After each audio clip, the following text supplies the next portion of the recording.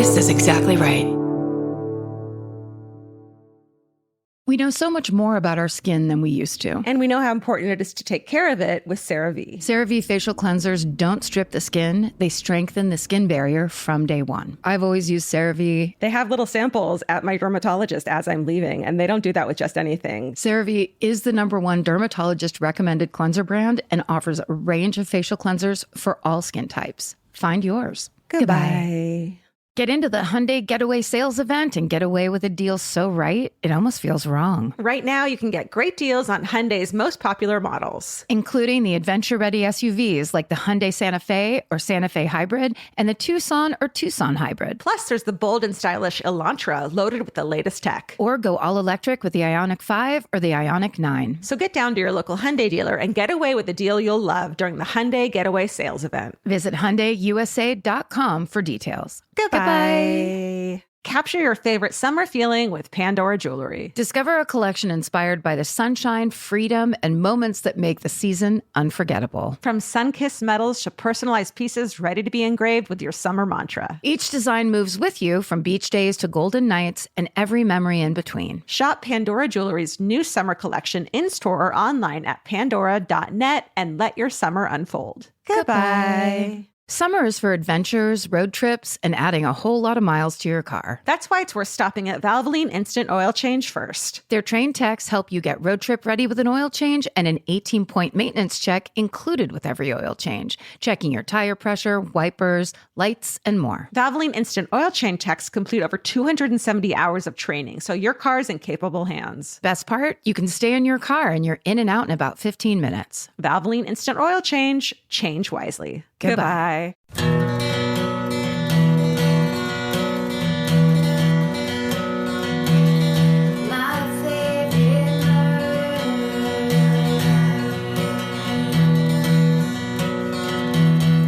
Hello. And welcome to Rewind with Karen and Georgia. Every Wednesday, we recap our old episodes with all new commentary, updates, and insights, and you're welcome to listen. Today, we're recapping episode 72, which we named Steven It Out. This episode came out on June 8th, 2017, which is also Georgia's birthday. My birthday! Woo-woo. I was turning 37. Let's listen to the intro of episode 72.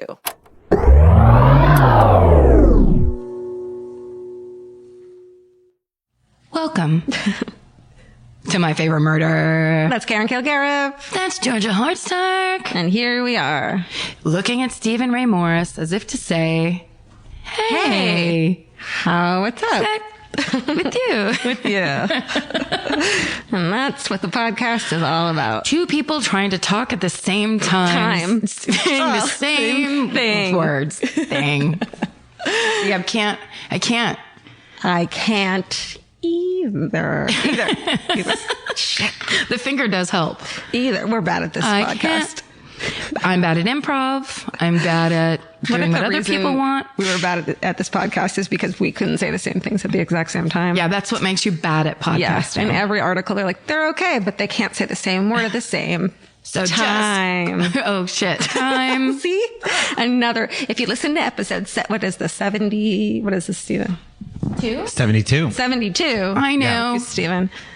How do you know? How do you know that? Because I'm in that, in the email. I'm the info email. I don't check that. I know. I get overwhelmed. It's funny how you and I both just get overwhelmed at different things. And so we do the thing that we're not overwhelmed by, and the other person just like doesn't fucking pay attention to it. That's right. Like you're the description person and the naming of the podcast person, and who gets back when people are like, hey, do you want this podcast to be posted? Yeah. And I'm like, no, I can't. Can't do it. I don't want to be in this. And then you're the merch person.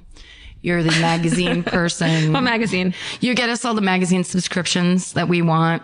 What? Better Homes and Gardens, Sunset, Popular Mechanics. If that were my job for this podcast, though, I would be sad. You would be sad to get magazines? Here, I got you a copy from 4 months ago of Psychology Today. It's right here. Thank from 4 you. months ago. I kind of have been sleeping on the job. That's so nice of you. Mm-hmm. Well, I guess I'll read it now. Would you? Okay, let's Out loud. Stephen, can you edit this out? Okay, and we're back. And Welcome, Karen, how was psychology today? to my I thought you meant we're back starting over. Oh, hell no. We never start over.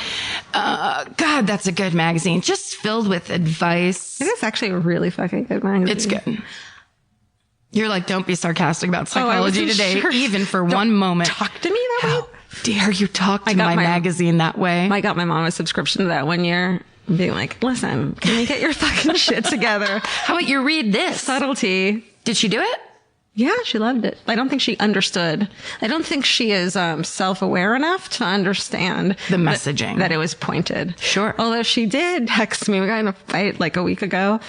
And I was pissed off at her. And I tweeted something like, the hardest job in the world is raising your mother. Thinking that, knowing that she doesn't read Twitter. Right. She's not on Twitter. My dad wrote back, you're telling me. And I was like, you know. Marty. But then when we were making up, like a couple days later, she wrote, and I know how hard it is to raise your mother. And I was like, oh, who's the leak? Do you think Marty threw it in her face? No, I think she saw it. You think she checks now? Yeah. Wow. Yeah. Shit. Yeah. But I can't imagine she listens to this podcast. Well, if she does, hey, Janet. Hey, Janet. What's up, girl? Hi, best friend. Remember when we partied in Chicago together? We had a good time. Where were we? Chicago. No, where were we? We were just Chicago, 2016. It was Christmas. Oh my God. I'm sure we've talked about this on this podcast, but one of my favorite things that's ever happened to me is the night before our show, we got in Chicago. 2016, December, Christmas time. Got it. I'm there. My sister, Adrian, and Audrey, the four of us went out to try to eat something, but it was kind of late at night. So nothing around, and it was fucking freezing. It was like 50 degrees. It was and windy, so everyone shut up from everywhere else. It was also that's windy. Right. Oh, 50? That's nothing. I'm from Alaska. We don't care. No, there was wind everywhere. Listen, I'm on the North Pole. That's nothing. It's a narwhal. When the other guy's like, what a dick. The other narwhal. Can we get a cartoon of a narwhal saying that? And another one going like, what a dick. Shut up, you dick. Bye, Mr. Narwhal. I'm completely ripping that off from Elf. Okay, but. Oh, I didn't know that. Yeah. State your sources. We go into a Walgreens and we all buy hats. That's how cold it is. Yeah. We're California girls. We had no idea our layers weren't going to work. So we start walking, just trying to find anywhere to eat. And we walk in, it's freezing and we're like basically fighting the elements. And finally we're on a corner and I turned to this girl that's standing next to us on the corner and I was like, hey, do you know any, like even a diner anywhere, a restaurant that's open around here? And this girl, she was like in her probably mid-20s, maybe even a little older. Ew. So I'm like, maybe a little older. No, I just need for this to come out of her mouth. She goes, I don't know, but you know what you can do? You could Google it. But she wasn't being sarcastic. Like, that's something my sister would say to me with so dripping with sarcasm where I'd be like, oh, you really got me. But this girl thought she was giving us great advice. She was like, oh, but you know what you could do? You could Google it. Try to Google it. I was like, oh my God, you're so right. Have you ever said that to someone in a sarcastic way where it's like, someone will be like, you're like, here's my address to get to my house. And like, what's the cross street? And then you're like, I don't know. Let me Google it. And then you Google it and tell them. No, have you never done that? That specific exchange? It's mean. No, never mind.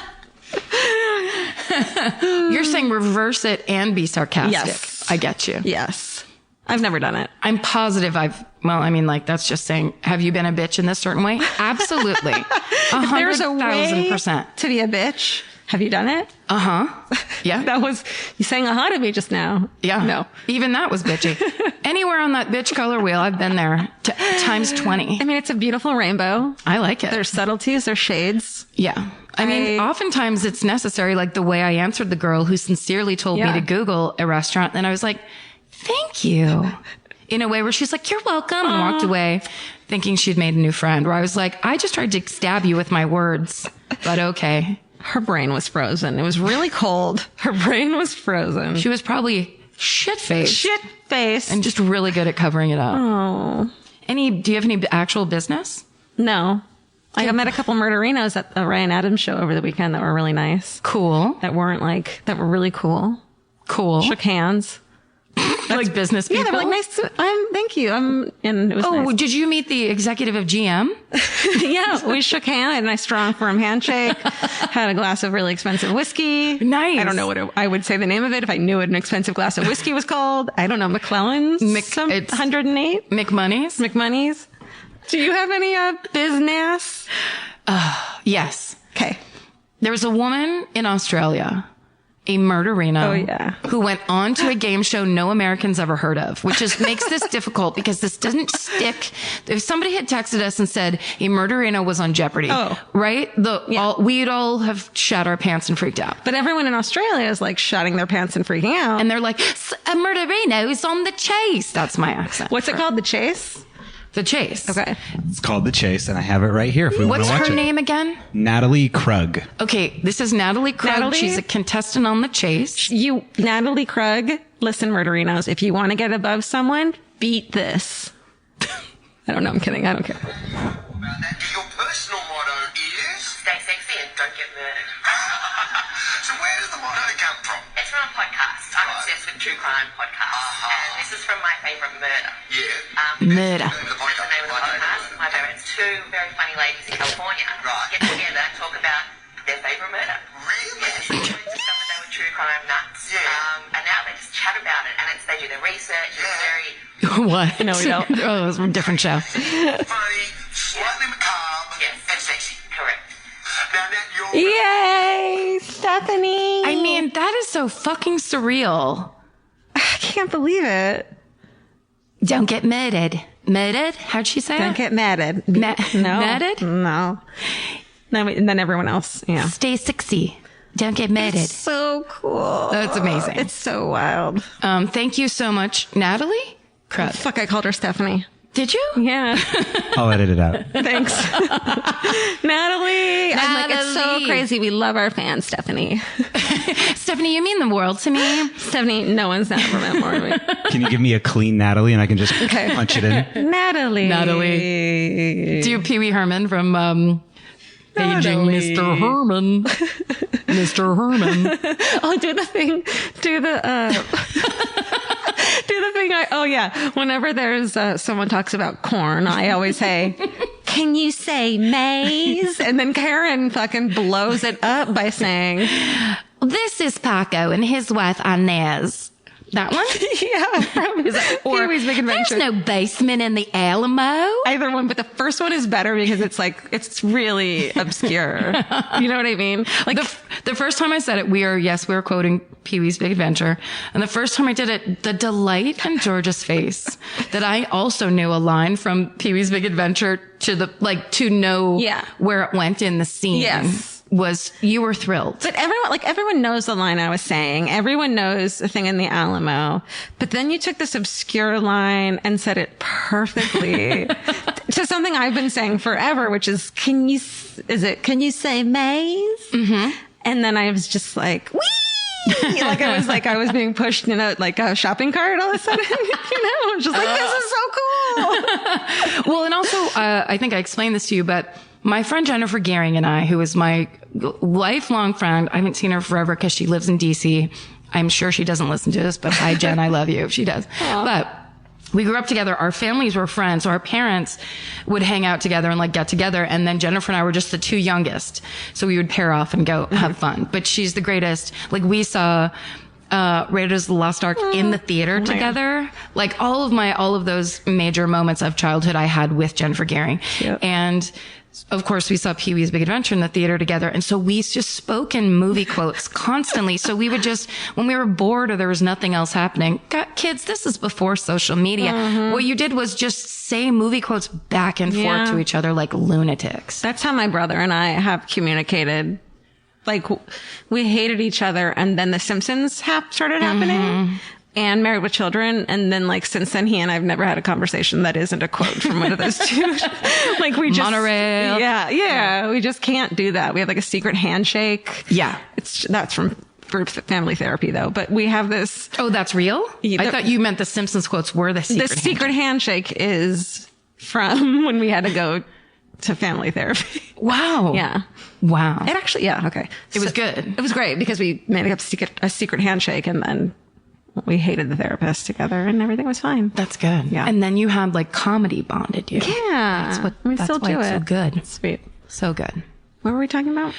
We're talking about Natalie. Murder. Murder. Murder. Murder. Stay 60, don't get murdered. There it is. Hey, technically it's my birthday today. Georgia! But not till Thursday. But when people hear it. Yeah. Happy birthday to you. You guys are good podcasters. Happy birthday. No, thank you. Oh, Elvis is leaving. Elvis, what? That was my best version. Thank you guys. So rude, Elvis. Happy birthday. What's your birthday resolution for the coming year for you? Shit. As you're in this new age. Live it. Love it. Yes. Learn it. Right? Learn to levitate. Fuck, you're on fire. There it is. What if I did all of those things? That would be such a waste for a podcast. I'll be like, you guys, I swear to God, she's levitating right now. You're right. I promise. That's all our business, right? And then some. And then some, actually. And it was none of your business. And this was the none of your business corner. So should we talk about murder? Are there any shows we didn't watch? Oh, I'll tell you what. Tell me what. I have done quite a bit of binge watching. Ooh. As my hair was getting greasy and I had to go to the store with my split P. Anderson's hat on. Hell yeah, girl. Thanks. I love that little thanks. That's my little fake thanks. Do you want more pillows? Thanks. I have all of them. I have 4 pillows and you have 1. Yeah, thanks. Wait, what was I telling you? Oh, okay. So I was digging deep on Netflix because, I mean, God bless all of you for still making suggestions and tweeting suggestions at me. But there's people who are tweeting things like, have you seen Luther? The girl that tweeted at me, have you seen Luther? Girl, yes. Like, yes, I've seen fucking Luther. I haven't. You've never seen Luther? Oh, shit. I haven't seen a lot of stuff. Do you care for Idris Elba at all? Yes, of course I care for him deeply. Okay, then you need to get into that. It's an amazing thing. I will. Well, so I was trying to go a little more obscure, and there is a show called Murder Book that I have. Oh, I like that one. It's so good. Yeah, it's the one guy, right? That's on it? Yeah, yeah. No, it's about a murder book is what they call a thing about the case. Exactly right. Yes. So it's almost kind of a cold case thing, but they just call it something different. Yeah. Because it ends up being about cold cases because they go back to the murder book. I love the opening sequence of that. Isn't it creepy? Yes. You know why I think it's creepy? Because I think it's models. It's all those files. Yeah. If you're listening, please watch the show. It's very well done. And it tells real good stories of true crimes, cold cases, whatever. But it's just produced really well. It is. And they have a lot of the people who really worked the case. It reminds me of the detective one that we were talking about on Netflix. But Real Detectives. Real Detectives. Weren't you watching one about the occult that I tried to watch for 3 minutes and couldn't get into it? You know why? Okay, that's Occult Crimes. Yeah. And I think it's because it's produced, I think a French company produces it. Because they have a lot of French talking heads that then are dubbed over. So you see their mouths moving, but then there's just a voice coming from nowhere that's talking over them. I think it's more that I think occult crimes are stupid. I really do. It's the same thing with like ghost hunters. It's like, well, the occult isn't a thing. It's crazy people making it up. So I don't care. Okay. You know what I mean? Yes. Although I love the occult.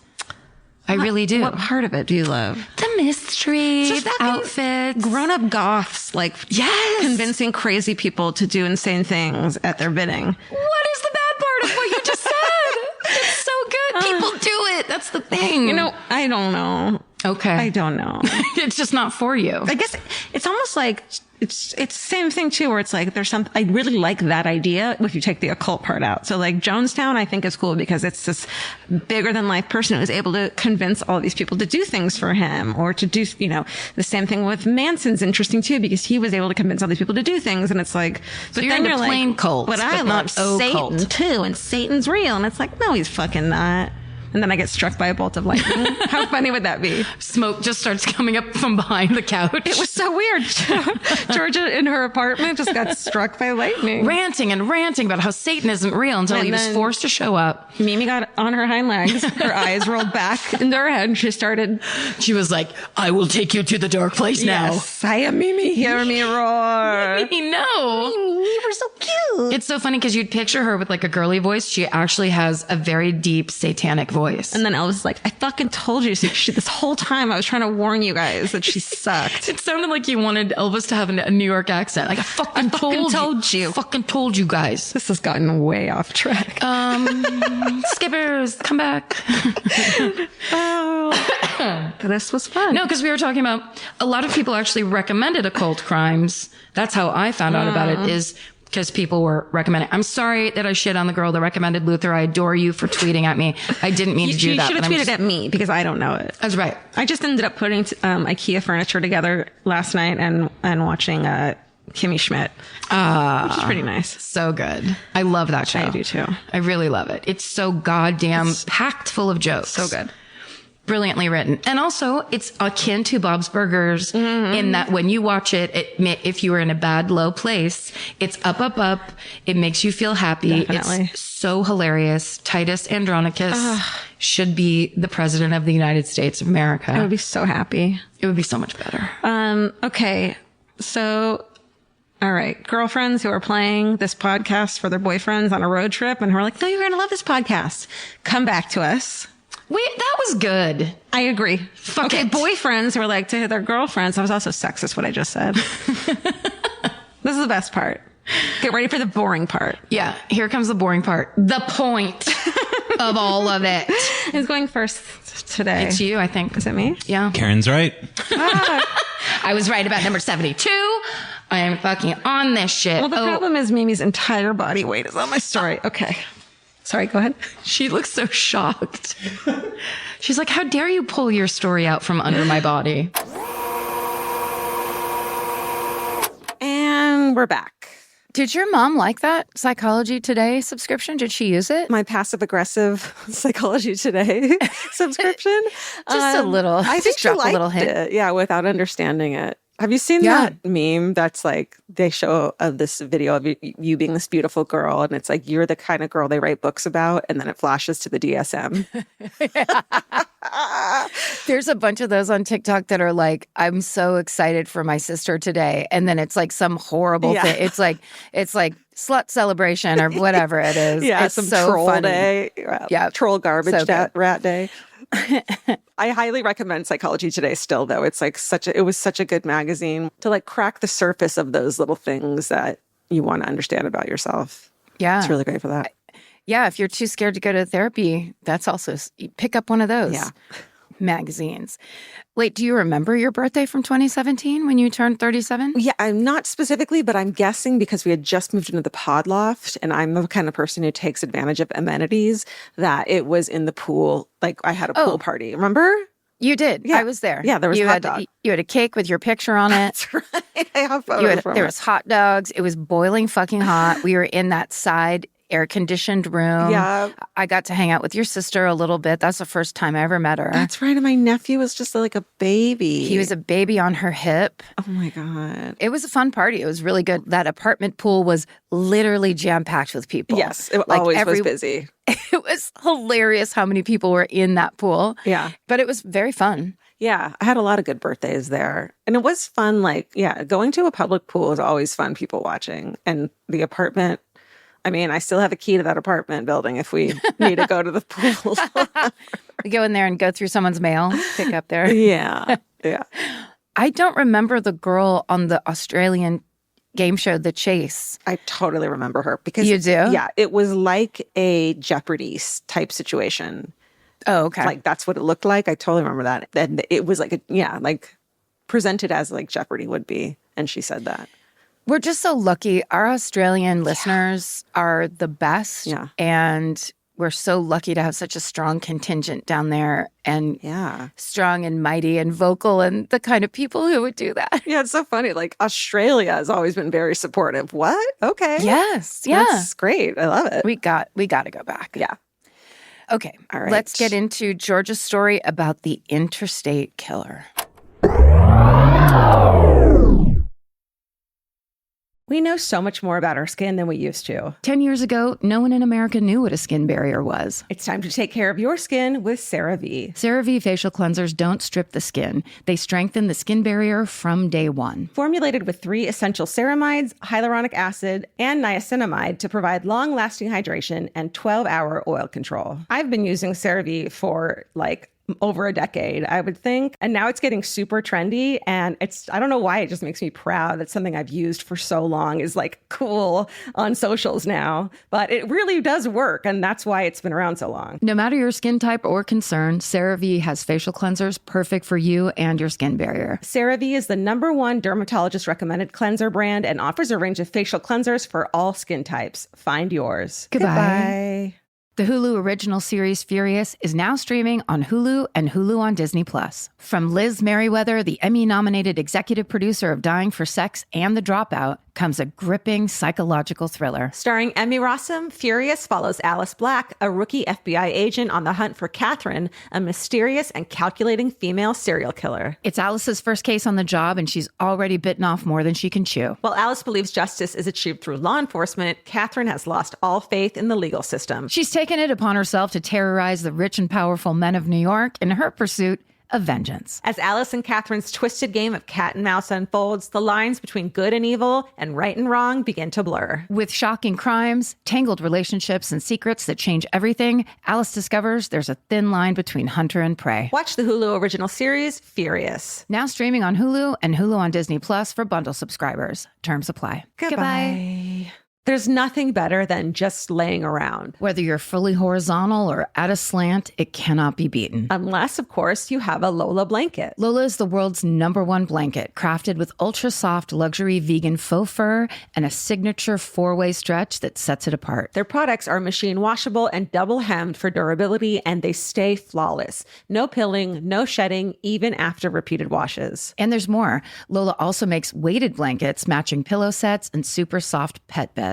Lola is a great go-to gift. It's personal, beautiful, and something your loved ones can actually use every day. For a limited time, our listeners can get 40% off select Lola Blankets products with code MFM at checkout. Just head to lolablankets.com and use code MFM to get 40% off your order. After you purchase, they'll ask you where you heard about them. Please support our show and let them know we sent you. Wrap yourself in luxury with Lola Blankets. Goodbye. The future has an annoying habit of always showing up. That's why now is a great time to start planning ahead. Enter Acorns. Acorns is a smart way to give your money a chance to grow. You can sign up in minutes and start automatically investing, even if it's your spare change. The Acorns potential screen shows you the power of compounding and how your money could grow over time. You can quickly adjust how much you're investing every day, week, or month to make sure you're always building towards your goals. Whether you're just starting out or thinking about settling down, Acorns supports your big and small goals across every stage of life. Sign up now and Acorns will boost your new account with a $5 bonus investment. Join the over 14 million all-time customers who have already saved and invested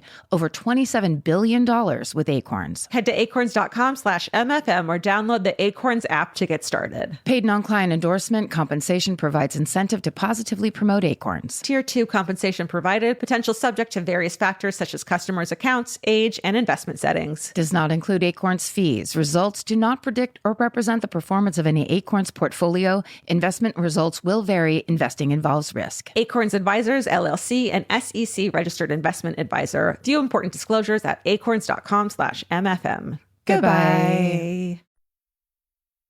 This is the highway killer or the interstate killer. Now, This is a serial killer that I had never heard of. I've seen his photo before, but I've never heard of him. And I found the pretty straightforward story of he killed this person, then he killed this person, then he killed this person, the story.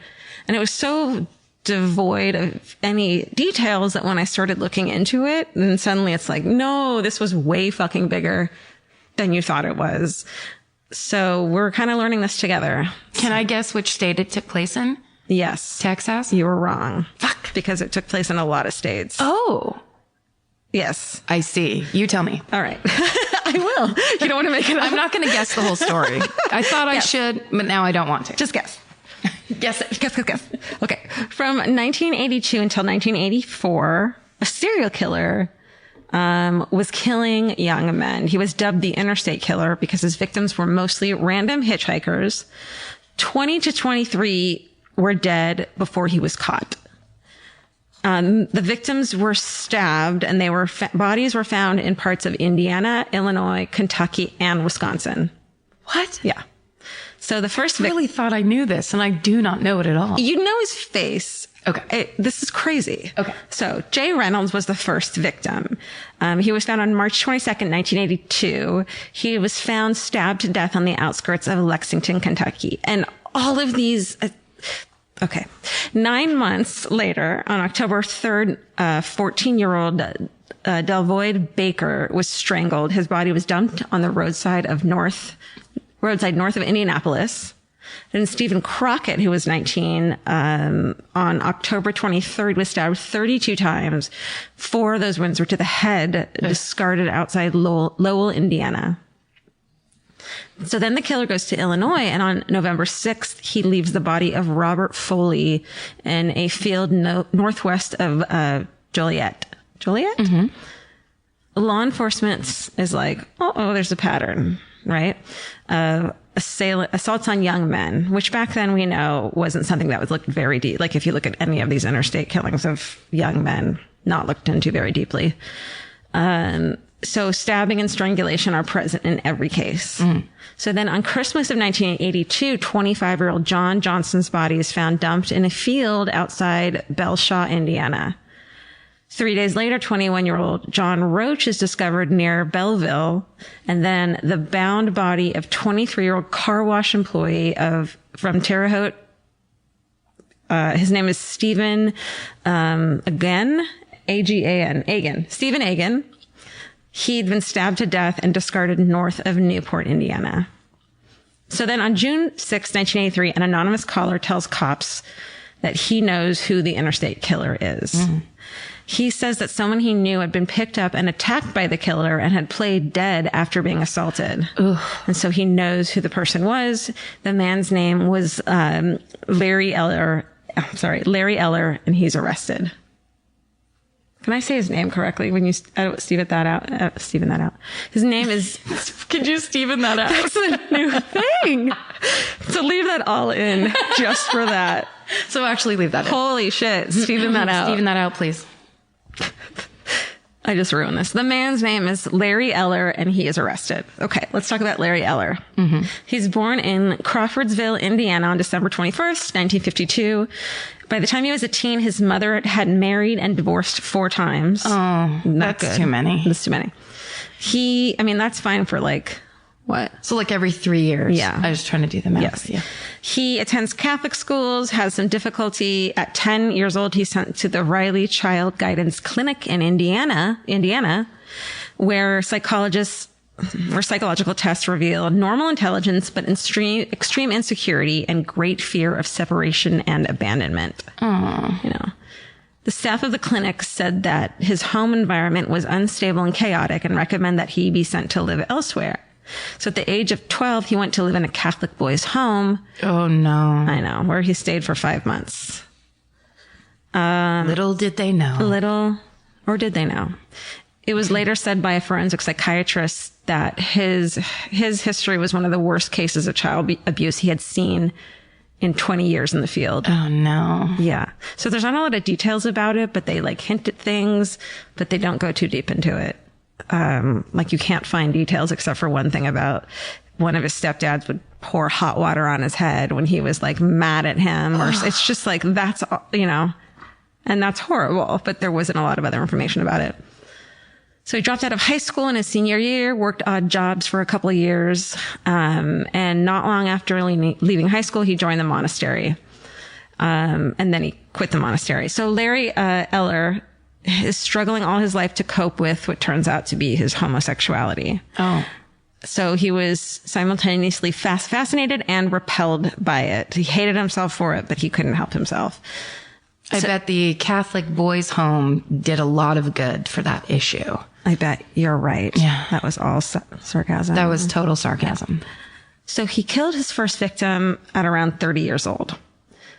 Larry was arrested for the assault that the anonymous caller had called in, but the case was dropped when Eyler gave the victim money, and the victim was like, fine, I'm out of here, which is totally understandable. You don't want to relieve this whole trauma for no reason. Yeah. The bodies of young men then continued to be found throughout the spring of 1993, with most of the action shifting to Illinois. By July 2nd, the body count stood at 12. Some of the victims had been mutilated after death, and a few had been disemboweled. Whoa. Yeah. The 13th victim was Ralph Khaleesi, and he was found on August 31st, dumped in a field near Lake Forest, Illinois. He had been dead less than 12 hours when he disappeared and was discovered. He was bound with clothesline and a surgical tape, stabbed 17 times, and his pants were pulled down around his ankles. Then, on October 30th, 1983, in Indiana, a highway patrolman spotted a pickup truck parked along the Interstate 65. Two men were walking towards a bunch of trees. He stops them. One was bound, and when the officer went to investigate, he identifies Larry Eyler as the owner of the truck. So the cop catches him as he's about to lead someone into the forest, bound. Already tied up. Yeah. And the guy says, he told me he'd give me money, you know, for sex. He asked if he could tie me up, and we were walking out towards the field. So the guy at that point was actually, it's voluntary because he thinks, oh, I'm just going to get paid. Yeah. And I'm fine to do this. Yes. So then when the officer searches the truck, he finds surgical tape, clothesline, and a hunting knife that's stained with blood. So Eyler is taken in for questioning, and when the forensic experts check the blood, they match it with that of Khaleesi, who had been found previously. They were also able to match the tire tracks left at the Khaleesi site with that of Eyler's truck. And police were like, this is enough to put him behind bars. But they let him go while they continued the investigation. Yeah, they can't just hold him. No. Yeah. So while the investigation continued in the Khaleesi murder, Eyler is set free. Then on October 4th, 1983, 14-year-old Derek Hansen is found dismembered near Kenosha, Wisconsin. Kenosha. Mm-hmm. Thank you. Sorry, 14? Mm-hmm. Oh. A lot of young kids. 11 days later, a young John Doe is discovered near Rensselaer, Indiana. That one I don't know. I only know Kenosha because my friend grew up right near it. Okay, that was a good one. So I've heard him say it. Rensselaer. Spell it. Rensselaer. I got lost at the two S's. Rensselaer. Is it bear? Oh, I got that one wrong. That was not my. What was it? Baxter? It looks like it's spelled with an X in the middle, and everyone's like, it's pronounced bear. And it's like, well, you're just changing the rules of reading. Yeah. Now. Then you're wrong. It's not last week. Why don't you call the mayor and tell them that he's wrong? Well, guess what? I am the mayor. What? I just made myself the mayor. She just took off a mask and revealed that she is in fact the mayor. It's true. Okay. Almost 2 weeks later, another John Doe is found near Effingham, Illinois, and two other victims, Richard Wayne and another unidentified male, were found dead outside of Indianapolis. Then on October 18th, 1983, a couple is hunting for mushrooms at an abandoned Indiana farm, hanging out. They're like, we found mushrooms here before. Let's get some more.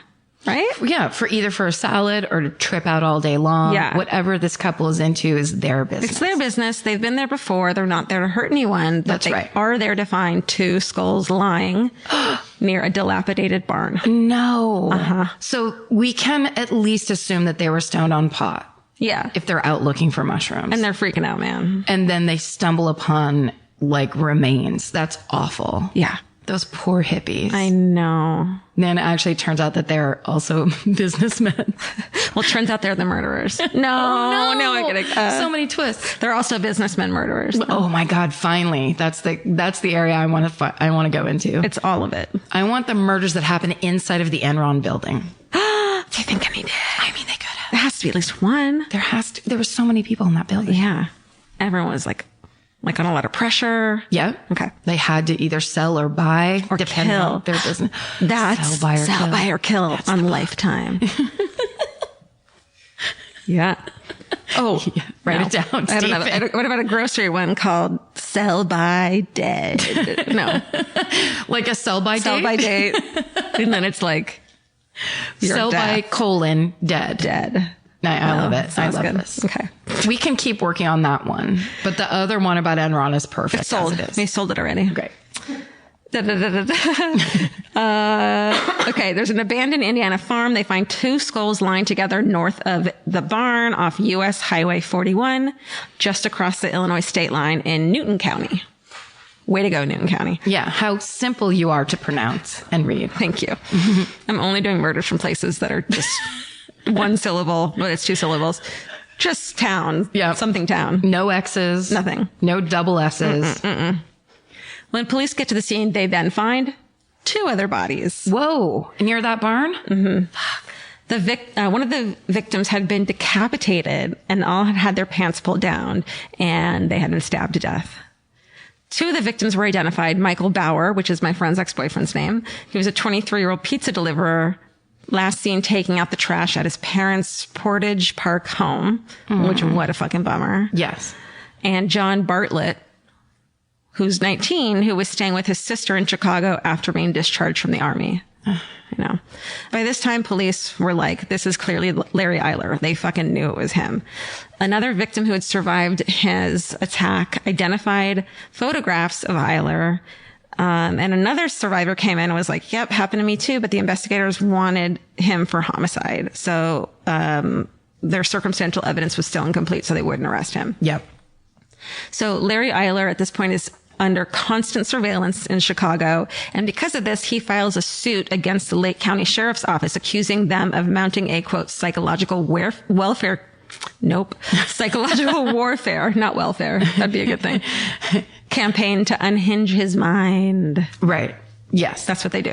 That's what all the police are trying to do to this one guy. Yeah. Who happens to also be a child molesting murderer. Yes. His claim for $500,000 is denied. What? Yep. He's not the victim in this scenario? No, turns out. Odd. And as he's leaving the courtroom, Eyler is arrested for Ralph Calisi's murder. Wow. That's sweet ass timing on those police people's part. They were just like, oh yeah, you want to go in and try to sue the city? Okay, go ahead. Yeah. We'll meet you out here. Don't get too stoked yet though, Karen. Yeah. He's held in lieu of $1 million in bond. But in the pretrial hearing, February 5th, 1984, all the evidence recovered from Eyler's truck the night they found him with the guy who was bound gets excluded. Why? Because the night that they found him in the truck, they held him without arrest in the jail for over 12 hours. Oh. Which you're not allowed to do. Yep. You have to have a reason to hold him there. That's right. Like arresting him. So he's released on bail. I know. It's a real bummer, man. It's crazy. It's crazy when it happens when it's a serial killer. This isn't a shoplifter. Yeah. It's not like someone's rights were slightly stepped on who was, like a slumlord or something. Yeah. Bad, very bad. But this is a person who is out, a predator that's intentionally killing innocent people every day. Here's what gets even worse is now he goes on to kill a bunch of people. Okay. After this. Right. Because they couldn't hold him. Right. So on May 7th, 1984, 22-year-old David Block was found murdered near Zion, Illinois. His wounds also was the pattern of everyone else who had been killed already. Okay, so then August 21st, 1984, a janitor of an apartment house in Chicago goes to take out the garbage and empty the garbage can, and they're overflowing with gray bags, like nice gray trash bags. And this guy, his last name is Bala. He's like, those trash bags aren't what my tenants use. My tenants use cheaper bags.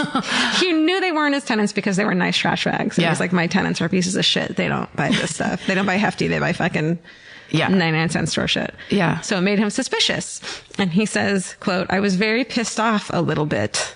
So I opened one up, ripped it open. I was very curious. What the hell am I throwing out? He says. Can you imagine what his accent sounded like? This is Chicago, right? This is a Chicago janitor. Yeah. Yeah. In the like 80s. building manager guy. Yeah. Who gets pissed about garbage. Yeah. What am I throwing out? I just want to know. I just want to know. You putting your garbage in here? I can't do the accent. No, I can't do Stephen, what's the accent for Chicago? Do Chicago. Hey, I'm throwing at the garbage here. Well done. Get angry, though. I'm throwing at the fucking garbage here. I don't know. Steven that out. That turned over into triple Chicago. Yeah. That was amazing. It's just like harder accent is angrier. Yep. So of course he's opening the bags and guess what? A leg slips out. No! Falls to the ground. Yeah. So within 8 bags are the remains of 15 or 16, I can't tell, year old, hustler Danny Bridges. He's like 15 or 16. He's a child sex worker, hustler. You know, the streets of Chicago back then. Can you imagine seeing a 15-year-old like working the streets and stuff? In the 80s? Yeah. Probably the 90s too, let's be honest. Like I can't right believe... up till today. Well, so Danny Bridges is a known sex worker by Chicago Police Special Investigations Unit. They had been established to combat child pornography and the sex abuse of children. And they actually had worked with Danny to get his story to people who were advocating for teen sex workers. So there's a couple channels doing news stories. I guess there's video of him talking to them, like doing news stories. I can't find them and I would fucking love to see them. This kid looks so like, he just looks like he's knows too much about life. So 15 years old. Yeah. He's a freshman in high school. Well, I don't think he goes to school at this point. Yeah, but I mean, just the equation of like, if he had rich parents, if he grew up in Evanston, and was, you know, had a little Izod sweater on and was listening to fucking the specials. There we go. Topsiders. Mimi, be quiet. So he was warned by the Chicago Special Police to stay away from this guy, from Eyler. That like everyone is like, stay the fuck away from this guy. We're trying to get him. He's a murderer of people you know. Stay away from him. Okay, but later, one member of the Special Investigations Unit acknowledged in the book What Cops Know by Connie Fletcher that the unit encouraged child prostitutes to have sex with adults in order to make arrest. As in they would set them up like a sting operation. Right. Which I know is super inflammatory, but it's in this book. I didn't say it. The quote that was basically the practice was they're using these children as bait so they can get these bad guys. It's the only way they can actually lure them out. Right. They can't use legal people to do it, even though it was completely... But ethically, they should be using evidence that's not putting a child at risk. Exactly. You know what I mean? That's the, like, I guess, even if it was like someone who was of age and they were working with the police for some reason, but this is just like so dark and deep. Well, these days they would just use people who were looking, it would be a 21 Jump Street sex worker edition. Yes. And addiction. So he said, the quote from the SIU investigator says, our opinion is that you should go out and find the crime. What better way to prove, what better way to prove the crime than to get it in progress or to follow someone home and have him go to bed with a kid, is what this guy said in this book. Yeah. 82, 84. 80. This book was written in 91. Oh no. I know. So it seems that they acknowledge that the unit encouraged child sex workers to have sex with adults in order to make arrests. Right. So, and it also, Danny Bridges was needed to testify in pending child pornography trials. So this kid was like deep in it and he gets killed. So in one of the NBC videos, a reporter in 1984, asks Danny Bridges about Eyler. And he says, yeah, I knew him. He was a real freak. He used to come around uptown and hang around.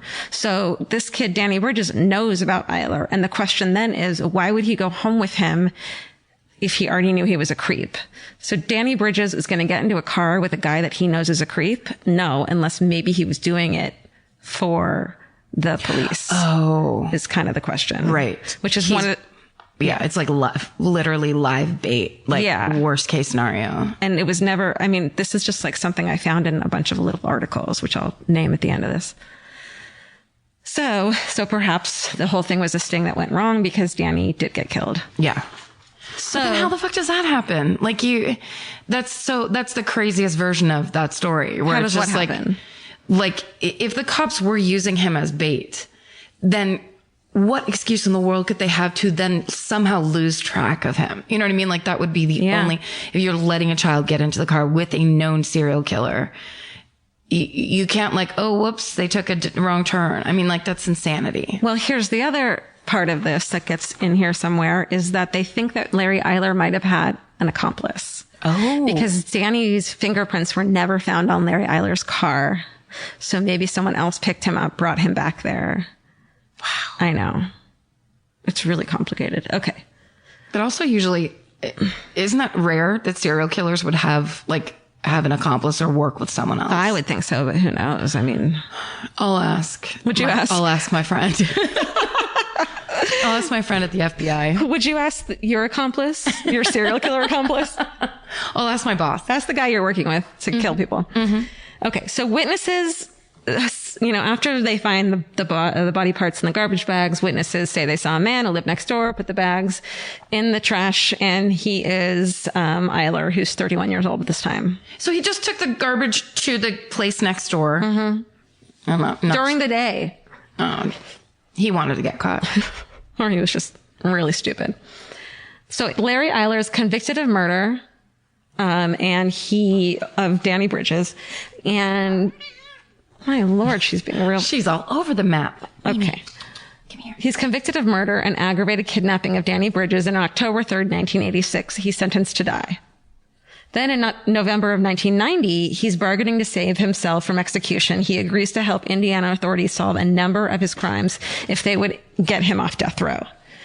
So he confesses to the killing of the Egan torture slaying and surprised investigators by naming an alleged accomplice.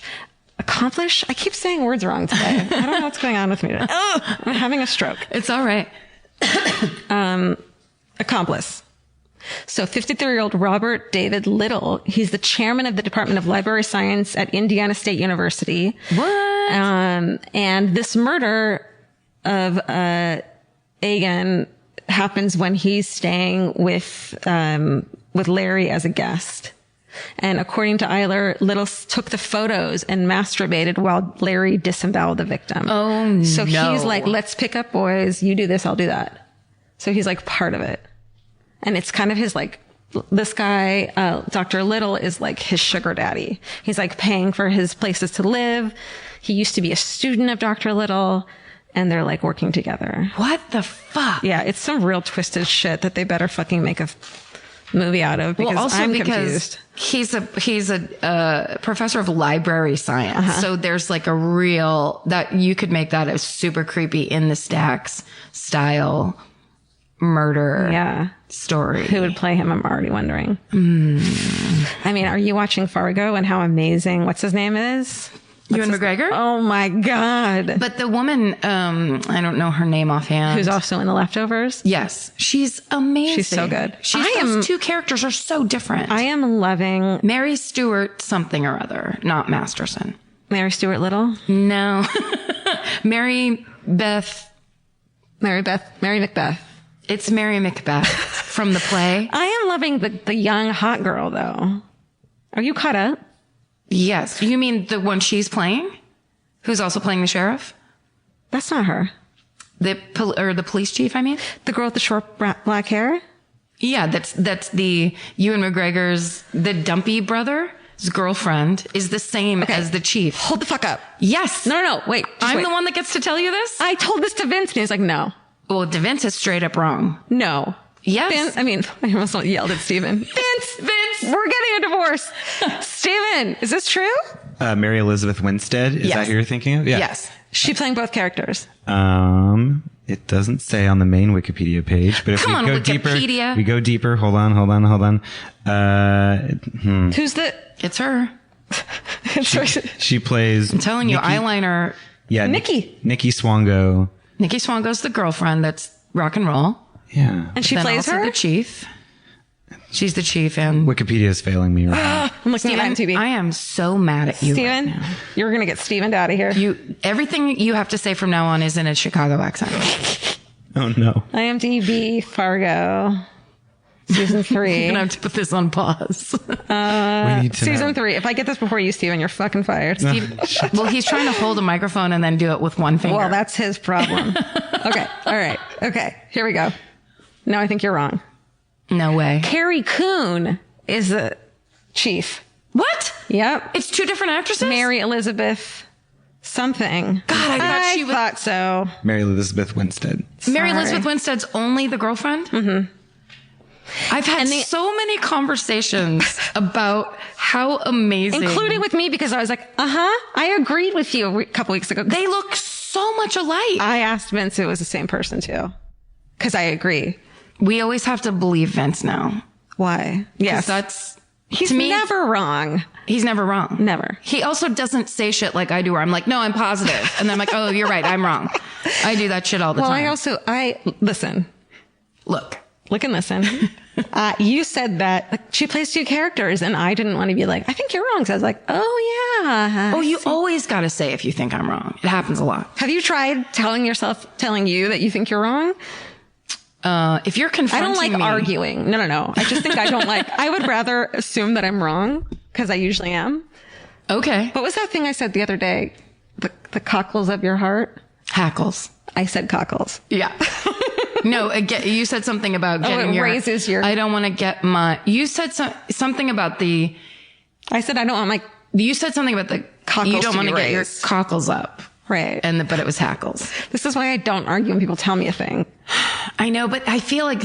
Okay, well, I would also, when I'm positive about something, it almost changes the fact I get so positive. I believe think you. We're exactly the same way. I believe in that you. way. You Yeah. do the same thing where it's like, oh, no, look it up. Yeah. Like, let's wait until you see this, that I'm right. I don't but here's the thing. This happens all the time in casting.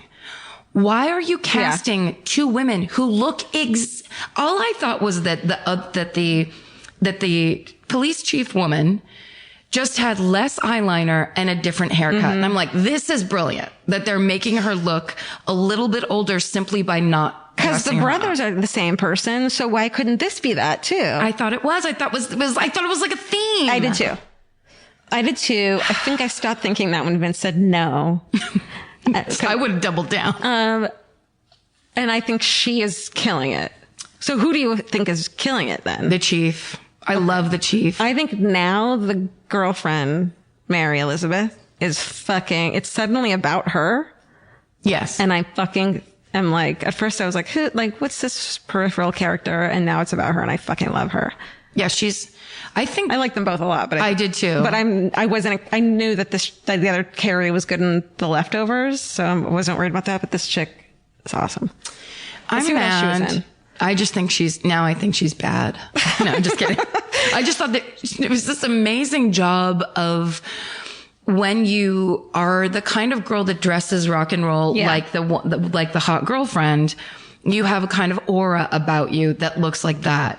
And when you are a woman that is just trying to fucking get some shit done and have people listen to you, you look like Carrie Coon, which is kind of an all business haircut and not a lot of makeup and not a lot of that and a lot of just like, I'm not trying to do anything. And it seemed like this perfect presentation of like what you do with your womanly attractiveness based on the job you have or based on what you're trying to get done with your job. And it's this thing too of like, you can either use the fact that you're hot or pretty, or you cannot, but the one way isn't better than the other. Exactly right. They're both, it's up to you in both ways, and they're both very effective. I just loved that presentation. Yeah. I'm like, I was giving it so much fucking credit.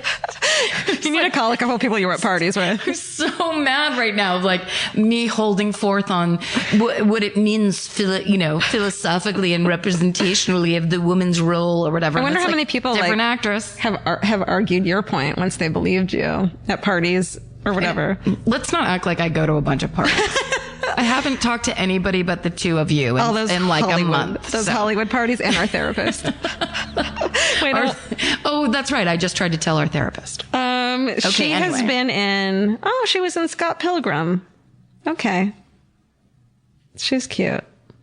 Okay. Rock and Roll Girl was the girlfriend in Scott Pilgrim. Yeah. Yes, she's great. And she was in 10 Cloverfield Lane. She's great. Swiss I love Army that movie. Man. Okay. She's been in some cool shit. What about Carrie Coon? She's from The Leftovers. She's from The Leftovers. Isn't that enough for you? It is. That's plenty. Let's see here. Should we be doing more Wikipediaing, or should you finish your story? Oh, I'm not done? Fuck. I thought I was done. Fuck. God damn it. I don't want to keep going. Listen, he's a fucking asshole. He died of AIDS. Oh, God. No, really, he dies of AIDS. Yeah. Fuck. Sorry, that was the end of the fucking story. I mean, hey, okay, look. I'm almost done. He has a guy who does it with him. That's the darkest. I feel like that's the darkest. And that's probably why we just took a serious left turn. Because like we just touched into the darkest area possible, which is a team of serial killer situation. Yeah. Fuck that. Also against children. Totally. Ugh. Totally.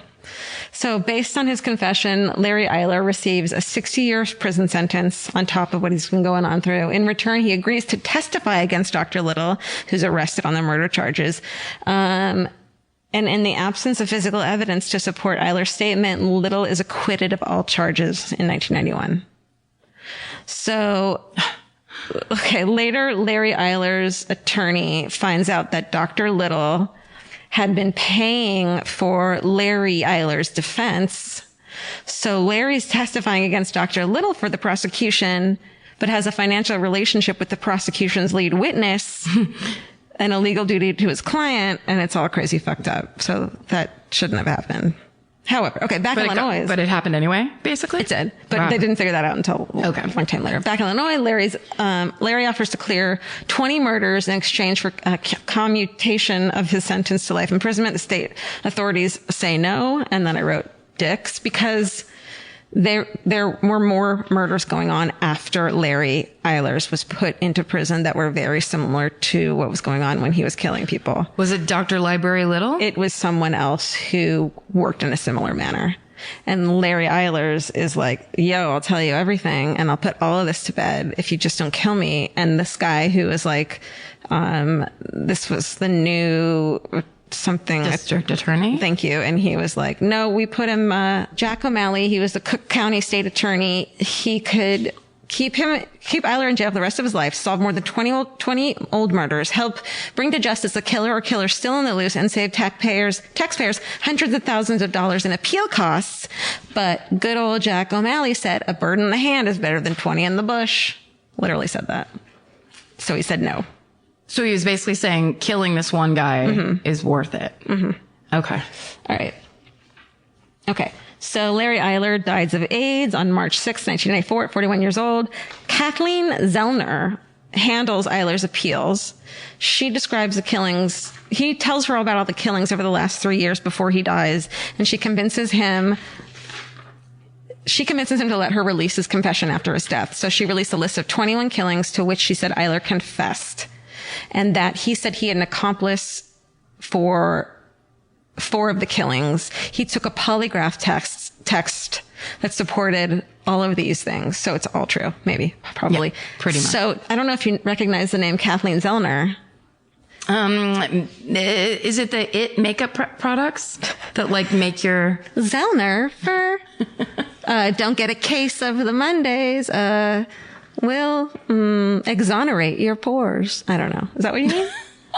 Trying to think of stuff. You were going on my riff. I thought you were giving me clues for who she really could be. No. Oh my God. I was just like, what? Oh, how should I know that? Puzzles? Oh, no. I was going off your riff badly. You couldn't tell because they were very bad. Will exonerate your pores. I disagree. I think you did great. Thank you so much. I'm honored. You're saying that because it's my birthday. No, I'm not. No, I never do that. Okay. One, Miss Kathleen Zellner, who, by the way, if this had been turned into a movie like it was supposed to, called Privileged Information, would have been played by Jessica Biel, is also now Steve Avery's new appellate attorney. From Wisconsin, the Making a Murderer? Mm-hmm. So she is a defense attorney. She's on appeals. She's the appeals attorney. Once you get convicted, she comes in and is like, let's see if we can turn this around. So that's what she did for him, in that she found out that his whole defense had been paid for by the person he ended up fingering. Oh. His Dr. Little. So she was like, what the fuck? So she goes through everything from the trial and is like, here's what this fucked up. Here's what that fucked up. We're going to go back and appeal all of this based on this. Not based on even whether or not you did it, or based on, it's purely legal. It's like the prosecutors didn't talked about, turn over enough this evidence they were supposed to. Did this go by the book? Right. Which might or not mean that the guy is guilty, but it doesn't matter because it's, process. So she's due process. Yeah, which is great. Good for her. All right. That's not what I meant. George is like, I'm being forced to say this. Yeah. No, I mean that though. It's like, it's the thing that fucking Guy Brenham says to us too, which is like, it doesn't matter. You have to give them a good fight. Right. Which is like, no, but I'm in jail forever. All right. So 11 bodies after his arrest. 11 bodies turn up in rural counties in Ohio and Indiana, all the same age, ligature marks, all this shit. And then, so, that's it. Where's Dr. fucking Little? Is he the one doing it? You can't find information about this shit. Oh, I want to give a shout out to, the article really that sums up everything really well was called The Return of Larry Eyler from the Chicago Reader in 1992. And it's written by John Conroy. And it really is the best article you can read of it. And then there's a couple other ones here and there that give some information, but it's so hard to find anything. Right. But this The Return really of Larry Eyler. I want to read that. It's just such a fucked up. I hope I told that well enough. And I know I was like, I didn't say words correctly sometimes, which is how I do things. But hey, it's your birthday. It's my birthday. My mouth is dry. Amazing. Well, now I just now I'm so mad and want to know. It also, that sounds like such a dumb political stance of, yeah, we are going to kill him because we got the chance to kill him and he deserves to be killed. So we're going to kill him. Well, this guy was also like, it was his first death penalty that he had gotten, and they were all proud of that. So he didn't want to give it up. And so all these parents whose kids had disappeared and they didn't know where they were, and people who thought it was going to keep happening were like, give this guy life in prison. He's not going to get out. And this chick, Catherine Zellner, was also like, because the guy was like, well, what if he then gets out in 30 years? Because we took the death penalty away. And she like proved that he wouldn't because of this other thing he got found guilty of. So it was never going to happen anyways. And this guy just like wouldn't hear it. He's admitting to 20 murders. Yeah. And you give him a life sentence. He won't get out in 20 life sentences with no parole. He wouldn't have. Oh, that's fucking heavy. Yeah. So it's just fucking sad and crazy that we've never heard. It's just another one of those, like, a disenfranchised group of people are getting killed, so nobody cares, and it's not a big deal to anyone. Right. Except their families. So why prosecute hard or what, yeah. And no, it's nothing against the cops. And actually there's one John Doe that one of the, counties had. They could never find out who it was. So all the cops there paid for a funeral for him. Oh, God. And went to the funeral and visit the grave and got him a headstone. And it's like, it's just shitty. It's so shitty. Yeah. It's such hard work, and that's so shitty. Yeah. Well, and this made me think of, in just a pull out bigger picture thing, because even since I was in high school, being in high school in the 80s, the difference of the way people talk about being gay, people treat gay people, it is exactly the opposite of how when I was a teenager. And so I think younger people don't appreciate it as much, but this is such a great example of people going like, men marrying men or women marrying women, what's next or whatever, all that kind of shit. It's such a, like, when you look at how when you repress and oppress people and tell them that they can't be who they are, the kind of things, the kind of psychological damage that causes and what that can turn into in certain people, obviously not always, but the idea of that people back then, not that long ago, were absolutely forced to not only deny who they were, but some were made to despise who they were, to the point of having to kill.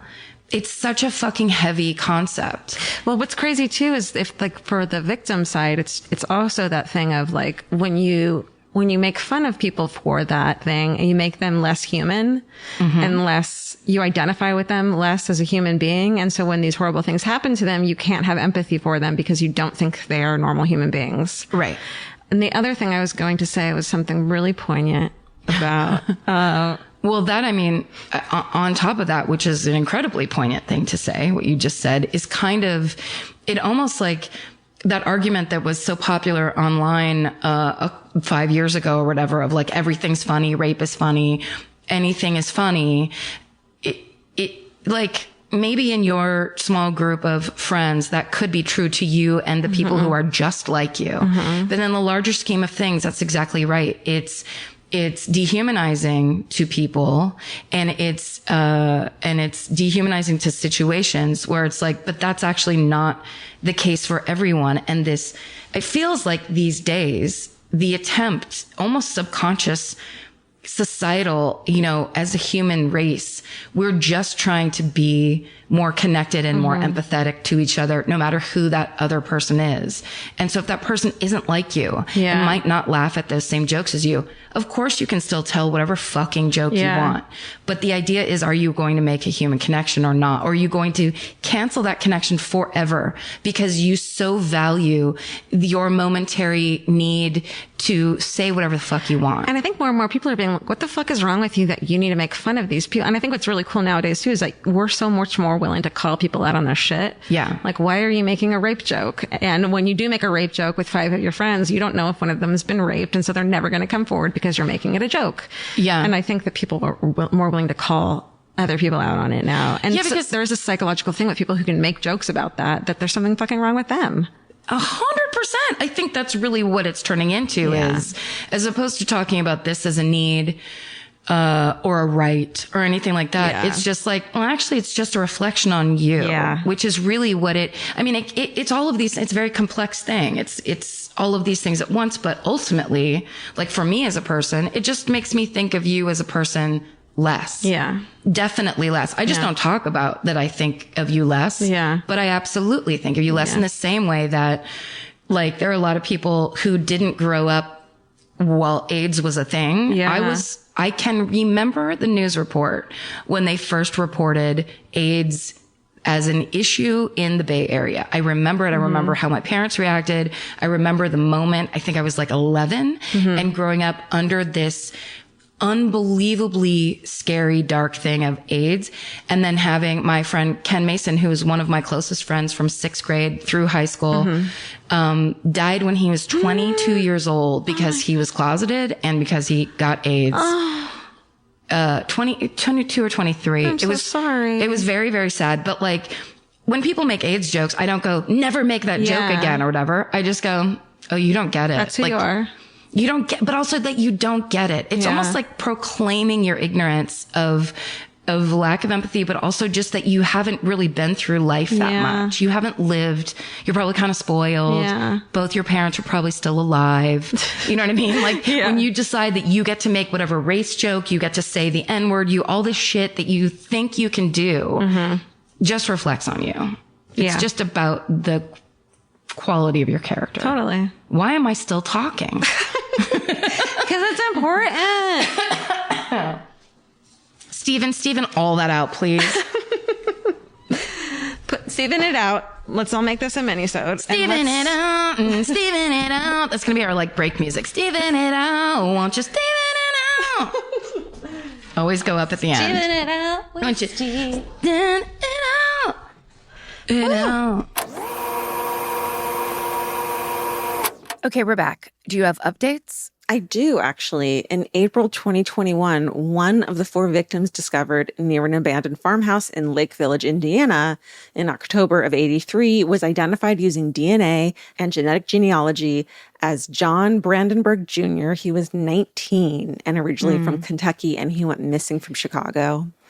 Then in December 2021, another victim, William Lewis of Peru, Indiana, was identified as a victim discovered in Jasper County, Indiana in October of '83. He was also just 19. that in July of 2023, Keith Bibbs, another one of the 4 Lake Village victims, was identified. He was the last of the 4 to be identified. He was from Chicago, and he was 16 years old. National Geographic created a docuseries, which I have to check out, called Naming the Dead, and the episode The Hitchhiker focuses on law enforcement efforts and DNA Doe Project identifying 2 of Eyler's victims. That aired just recently in August 2025. So go check that out. Naming the Dead is what it's called. Yeah, that sounds good. It's so great that we're finally able to put names to these children. I mean, they're teenagers still. Yeah. I hope that this just keeps unraveling and, Yeah. All right, let's do your story. This is one I've just never forgotten it. Maybe it's because I live near Glendale, but it's just so disturbing. So wild. Let's listen to Karen's story about the Pillow Pyro.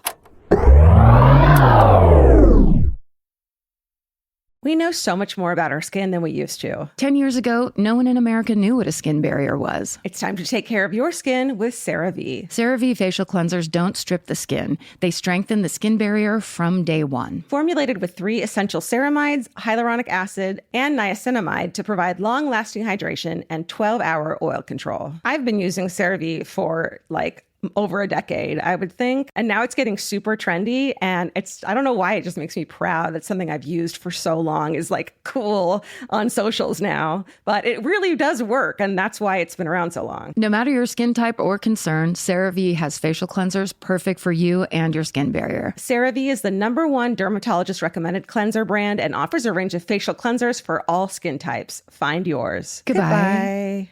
The Hulu original series Furious is now streaming on Hulu and Hulu on Disney Plus. From Liz Merriweather, the Emmy-nominated executive producer of Dying for Sex and The Dropout, comes a gripping psychological thriller. Starring Emmy Rossum, Furious follows Alice Black, a rookie FBI agent on the hunt for Catherine, a mysterious and calculating female serial killer. It's Alice's first case on the job, and she's already bitten off more than she can chew. While Alice believes justice is achieved through law enforcement, Catherine has lost all faith in the legal system. She's taken it upon herself to terrorize the rich and powerful men of New York in her pursuit of vengeance. As Alice and Catherine's twisted game of cat and mouse unfolds, the lines between good and evil and right and wrong begin to blur. With shocking crimes, tangled relationships, and secrets that change everything, Alice discovers there's a thin line between hunter and prey. Watch the Hulu original series, Furious. Now streaming on Hulu and Hulu on Disney Plus for bundle subscribers. Terms apply. Goodbye.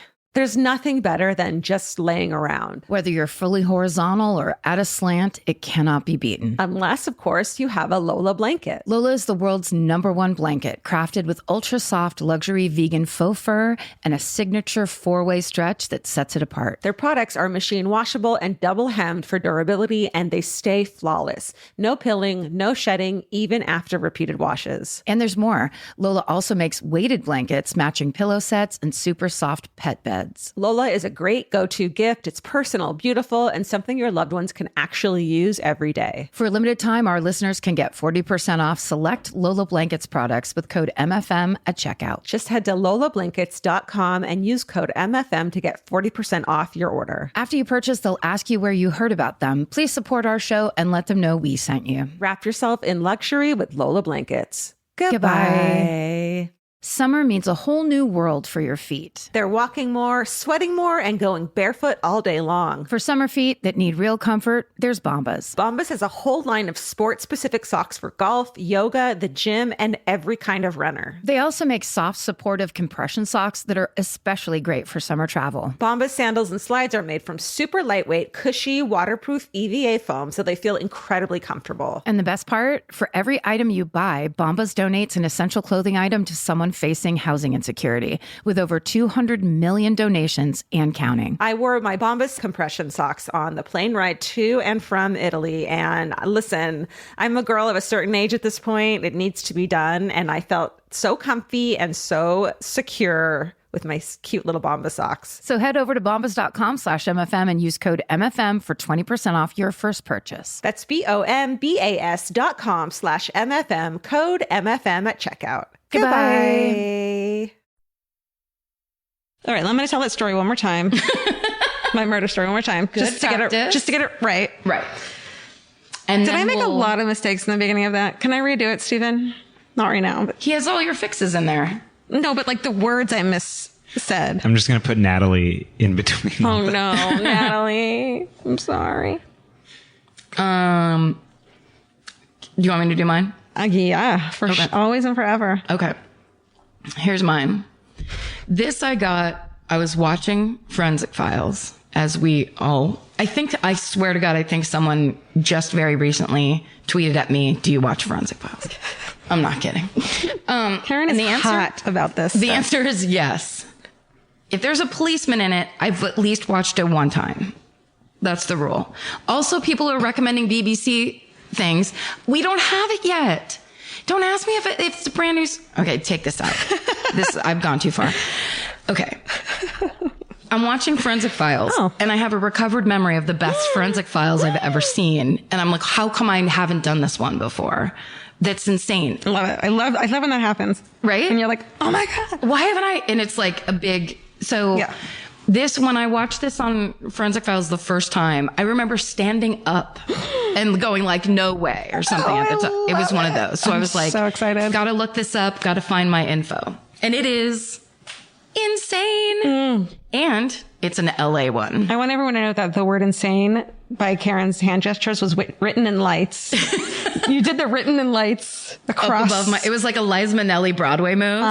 Insane. It was like if, like a cartoon then could put up sparkly lights. Gling. That said insane. It was gorgeous.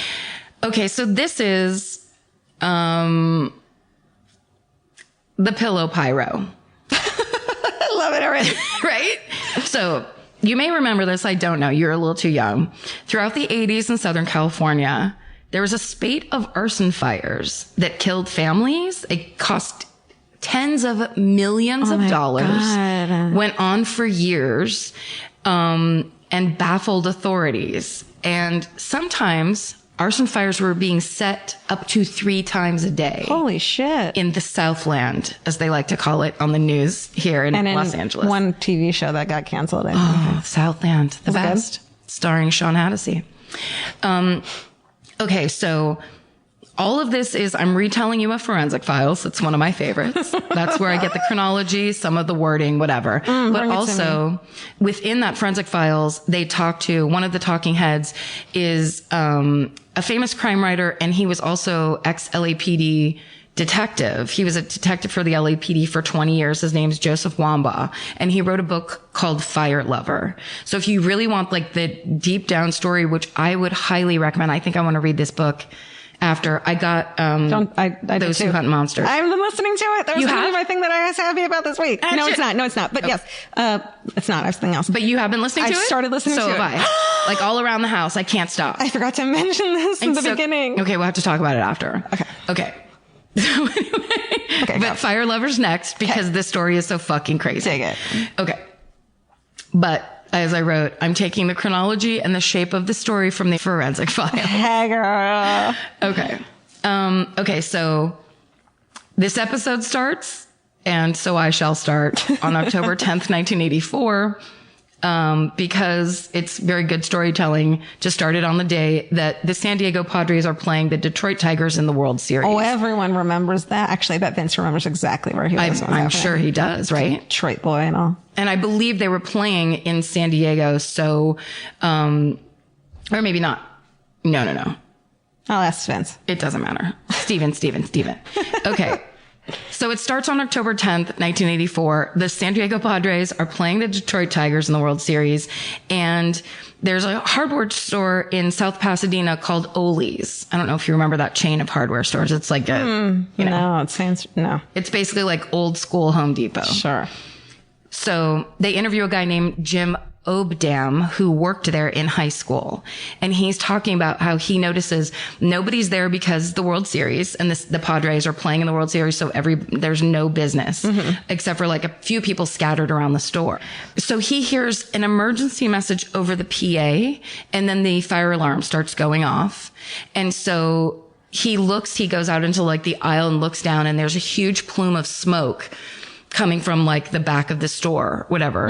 And so he turns and he starts helping the few customers that are there to try to get them out the fire exit doors. And as they're trying to walk toward it, it's just becomes a wall of flames. And the entire store is like up and fully engulfed. Like immediately, he said it happened so fast. He got out of the store, but he had really bad burns on one arm. He said he touched his arm and skin just came off. No. Yes. So, he gets out, but, 4 people got trapped in and killed in that fire. Oh my God. 2 customers, grandmother Ada Deal and her 2-year-old grandson, Matthew Troidel, and then 2 employees, 17-year-old Jamie Satina and 26-year-old Carolyn Krause. They all died in that fire. Oh my God. So the official explanation was that it was an electrical fire. But the arson investigator, from the Glendale Fire Department was on the scene. He believed it was arson right off the bat. He took pictures. He documented the whole scene. When they were saying, we think it's an electrical fire, he was arguing with them. So then January 1987, there's another fire at a different Ole's hardware store. And this fire, so this is like 3 years later. Okay. 2.5, 3 years later. This one is set in the foam padding section. Oh God. Yeah. And then the same day, 90 miles away in Bakersfield, there's a fire at a Craft Mart store. And in the Bakersfield fire, Captain Marvin Casey arrives at the scene at that fire. And he finds in a bin of dry flowers a slow burning incendiary device, which was 3 matches wrapped around a lit cigarette, with binder paper rubber banded around the outside of all of it, and then put into the dry flowers. So when the cigarette gets down to the butt, it lights the matches on fire? Yep. And then the matches light the paper. Okay. And it's the whole thing is just this very rudimentary, slow burning incendiary that device. You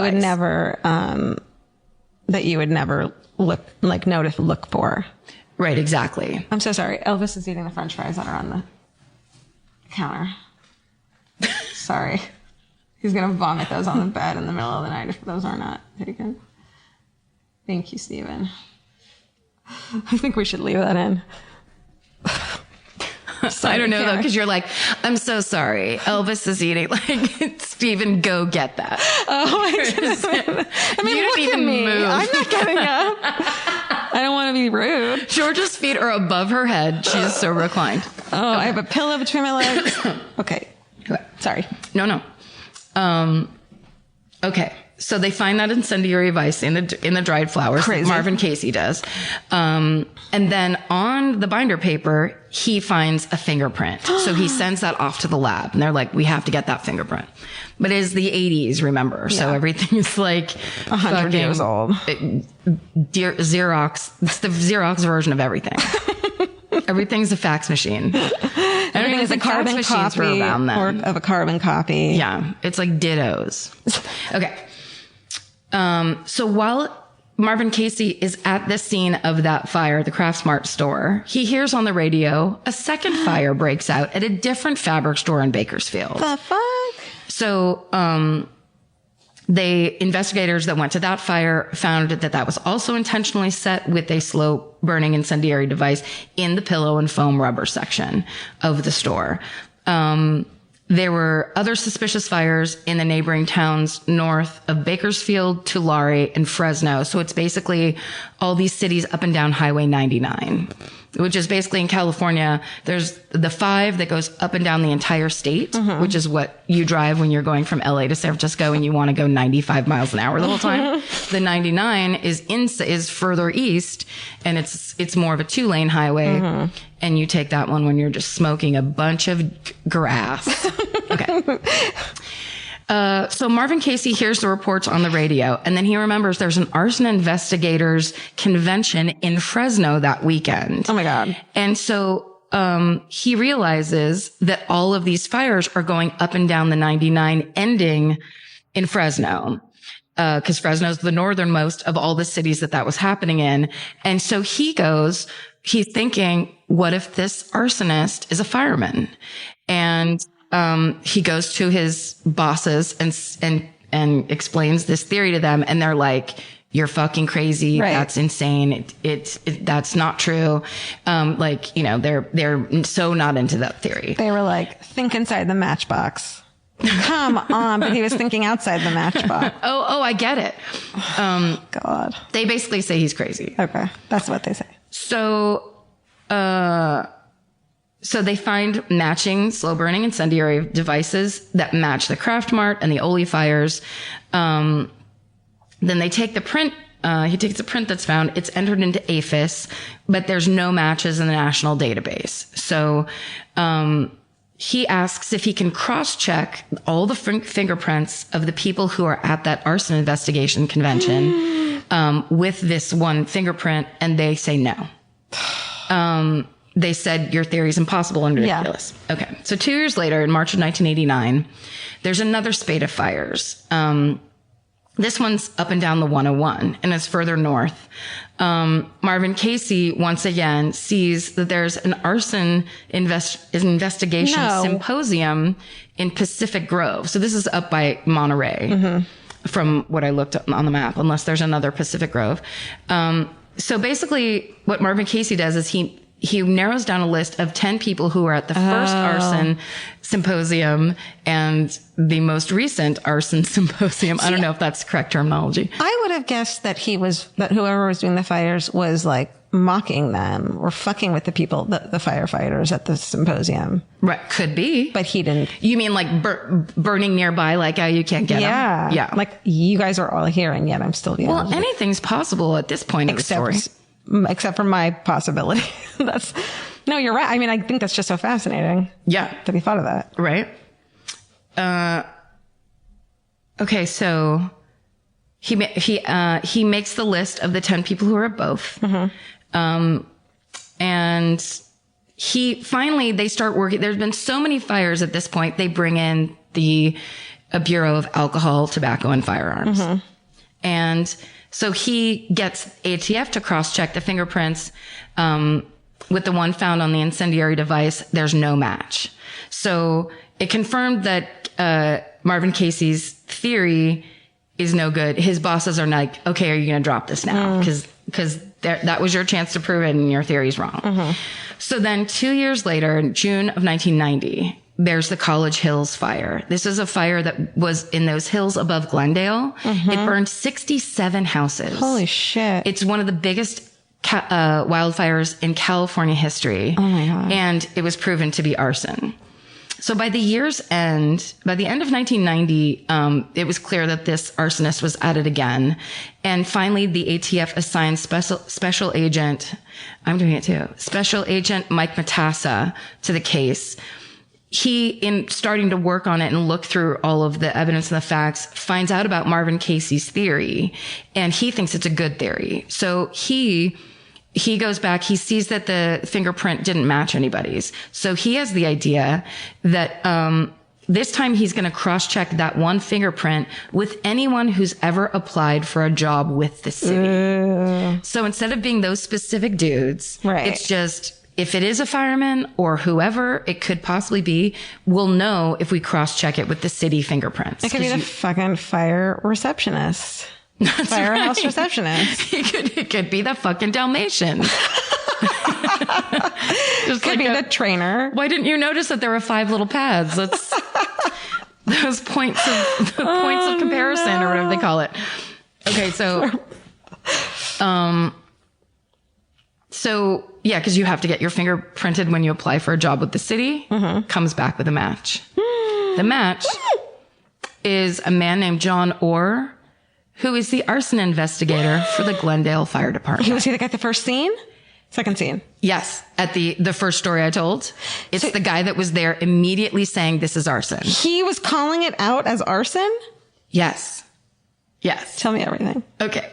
This is okay. At this point, when they do this reveal in Forensic Files, I was like, wait, so what? Because they do it so perfectly that you're like, but who could this be? This is super weird. Or it's someone that wants to be a fireman. Yeah, because it wouldn't be the person. That just makes no sense that the person there being like, it was arson. I know because I did it. Like, that doesn't. Right? You're like, you're kind of stupid. Or you're so smart. Well, it's that thing of like how serial killers get so narcissistic and so, they're psychopaths. So they think they're smarter than everybody. They don't think they're ever going to get caught. And they really are. It's part of the, joy of doing it is setting it and then being the first one there to explain to everybody how it happened. Or showing up and thinking someone else is going to be like, it's arson, but everyone else is like, it's natural. It's like, no, give me credit for how smart I am. Yes.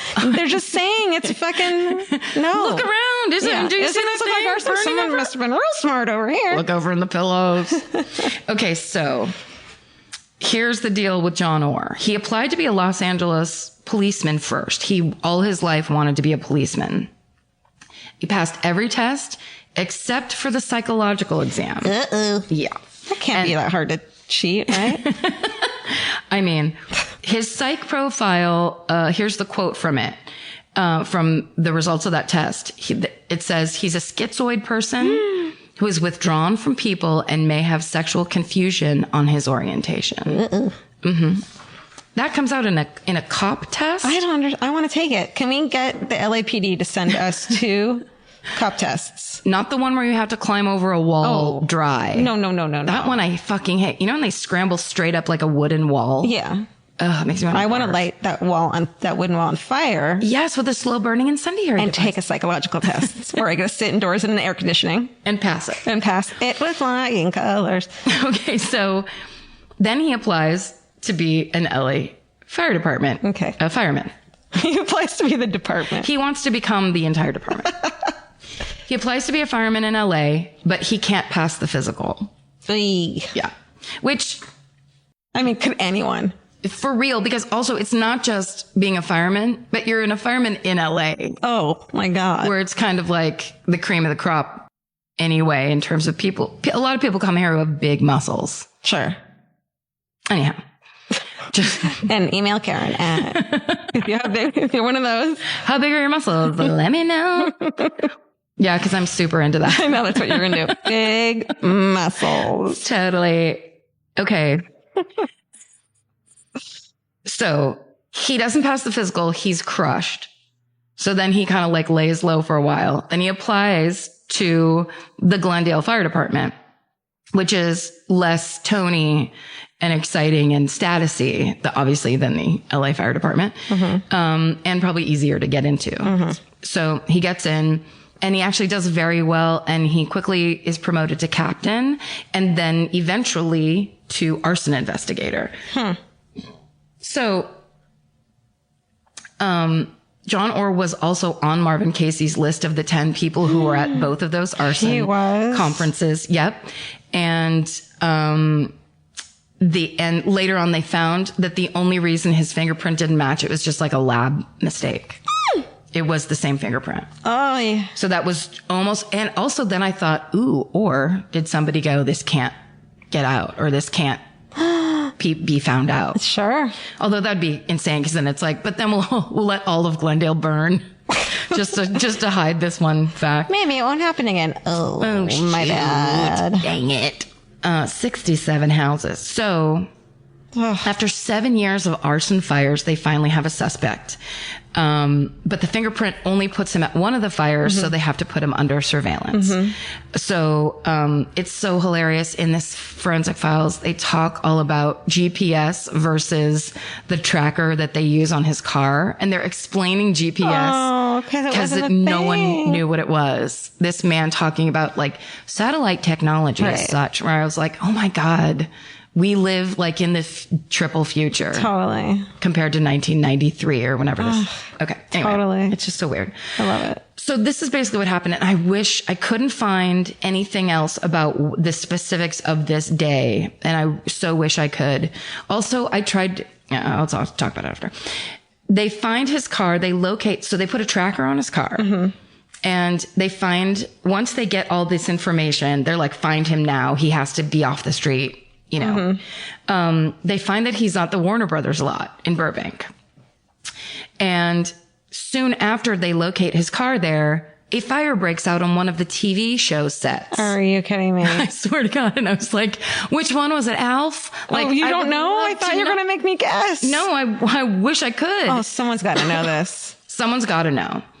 And that's what I was going to say. It could be there was a made for HBO movie called Point of Origin, starring Ray Liotta playing this guy. Radical. And I'm sure it's in there, but I could find no versions of it, not on HBO Go, nowhere, on YouTube. There's a version of it. Have you ever seen this? Where people illegally upload movies. And so they put it into almost like a mortise. So it's a TV screen like yours, but turned to the side. The speed of the movie is speeded up like ×2. So it's Ray Liotta being like, get over here and take a look at this evidence. Like everything's going really fast. I have no idea about that. And also there's an Asian girl standing there with a remote control pointed at the TV. Like that's all static. What? And then the movie's happening in the screen. You have to see it. It's hilarious. If you look up Point of Origin. Okay.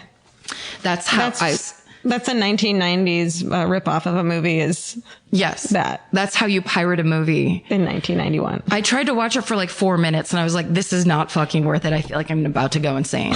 Okay. So anyway, but someone can, and I bet you in that they say exactly what show they're on. So anyhow, he leaves. Okay. So basically they find that he's at the Warner Brothers lot. Then they get the alarm. A fire is broken out on the Warner Brothers Alf is lot. on fire. Alf's burning. His whole back is on fire. Someone get over there right away. Which is funny because there is a fire department on the Warner Brothers lot. There's actually like a fire truck and a firehouse and everything right there. Okay. Anyhow, ask me anything. So they track him driving away from the Warner Brothers lot. And then when he gets the official call on his radio at home, he drives back, but the radio operator gave the wrong address. So she's like, there's a fire at do. He drives straight back to the Warner Brothers lot. They did that on purpose? Yes. Well, they say bullshit. They make it sound like it was the dispatcher's mistake, but I bet you that was the test. Yeah. Because you don't need to know the address of the Warner Brothers lot. It's like the main thing in Burbank. Totally. Anyhow, that's when they knew it was absolutely him because he, with being given a different address, still went to where the fire was. Yeah. So they're like, arrest him now. So they're like, all right, I just said that. Okay. So they get a search warrant for his home and car. And then inside a briefcase, they find matches, binder paper, cigarettes, and rubber bands. Oh, you ding dong. He claims it's a coincidence and that he's totally innocent. In his home, they find home video, that starts with a shot of a beautiful hillside home. And it's like, it runs like that for like a couple minutes and then it stops and it starts up again at the same home 18 months later, burning to the ground. So it was all like planned. 18 months. 18 months. He had planned it. Mm-hmm. It's so crazy. Okay. So then they also find in his house a manuscript for a book called Points of Origin that he's writing. Go ahead. He wrote it? He's writing a book about, what do you think the book's about? Where he's from in Europe, his point of origin. It's a book about an arson investigator who's actually really a serial arsonist. Does Ray Liotta in the book version play him already? What do you mean? In the book version? Because Ray Liotta, never mind. That's the movie name from the HBO. That's exactly right. So he's writing it? Well, yeah, but it's not, he didn't write the movie version. Because that would have been cool. Like, well, let's just use his. He even said cast Ray Liotta, and so we're going to do it. No, they basically go to his house and find a script that is his story, but with a different name. The arson investigator's name is Aaron Stiles. But there's a list of similarities between the book and the facts of the case. Both are firefighters. Both are non-smokers. This is from a legal document. Both use a delay incendiary device designed to fully ignite the fire approximately 10 to 15 minutes after the device is in place. In one draft of the manuscript, it describes a match attached to a cigarette and placed inside a paper bag. similar to the actual facts of the binder paper, match in the binder paper. Both start fires in retail stores located in Los Angeles during business hours. Both place the incendiary device in combustible materials located in the store. Both start fires in the drapery section at a Los Angeles fabric store. Both start fires in display of styrofoam products. Oh my God. Both start fires in hardware stores. Both start fires in several retail stores in close proximity to one another within a short span of time on the same day. Both start fires in the same locations while both the character and the actual arsonist were traveling to or from arson investigators conferences in Fresno. Oh my God. He's admitting to the whole thing in his stupid script. It's basically a script called My Diary of Being a Serial Arsonist. And does he say it's a coincidence? Yeah. It's such a strange coincidence. But, what's not in that document, but what is in the script is that his lead character sets these fires, and then writes about watching them with an erection or while masturbating. And one scene in the manuscript, he can't get an erection until he starts a fire. What if that were true? What if that were your thing? What if that was your thing? What if you couldn't? How do you figure that out? And then how do you make it work? And then don't. Well, you know what it is? Just don't get an erection anymore. It's fine. I don't know. I don't know if that's fine. That's not an option for some people. Who would it be for? I mean, look, listen. At one point in the book, he describes his lead character raping and killing a woman and then burning her in her car. Authorities found a similar cold case where the body of a woman was found raped and murdered in a burnt out car, but they couldn't find any hard evidence to connect John Orr with that crime. Also in the book, the main character talked about setting several fires at once so that the fireman would be overwhelmed, allowing him to watch one of the fires burn freely until it was totally out of control. Oh my God. And that same character also talked about one of the victims of one of the fires he sets being a 2-year-old boy named Matthew. Are you serious? Mm-hmm. So the exact victim of one of his fires, he's writing about in this script. And that was the detail that cinched it for the investigators. They were just like, so he's arrested and he's charged with numerous counts of arson and 4 counts of first-degree murder. In 1998, he's sentenced to life in prison plus 20 years without the possibility of parole. He has never admitted that he's guilty. What? Which is one of the many signs that he's a psychopath. Yeah. He's motivated by his ego, by delusions of grandeur. He believes that he's smarter and better than everyone. Yeah. No remorse, no guilt. And he's a great actor and highly manipulative. There's actually, I found a couple clips of him talking. He got interviewed. It's before he got caught, being interviewed and talking on the news about one of the fires. And he's one of those type of people, the way he speaks, even though he's not like that exciting of a person, you can tell how he is like so kind of strangely alluring. He's very sharp and very clear eyed and very like knows all the details. He's a real expert. Really interested in what. Yeah. Crazy. Yeah. So ATF agent Mike Matassa believes that between 1984 and 1991, John Orr set at least 2,000 fires. What? And perhaps up to 10,000 fires. The fuck? Some arson investigators and an FBI criminal profiler have deemed Orr to be one of the worst American serial arsonists of the 20th century. Before his arrest, the average number of brush fires in the hills above Glendale and Burbank were 67 a year. After his arrest, that number dropped to 3.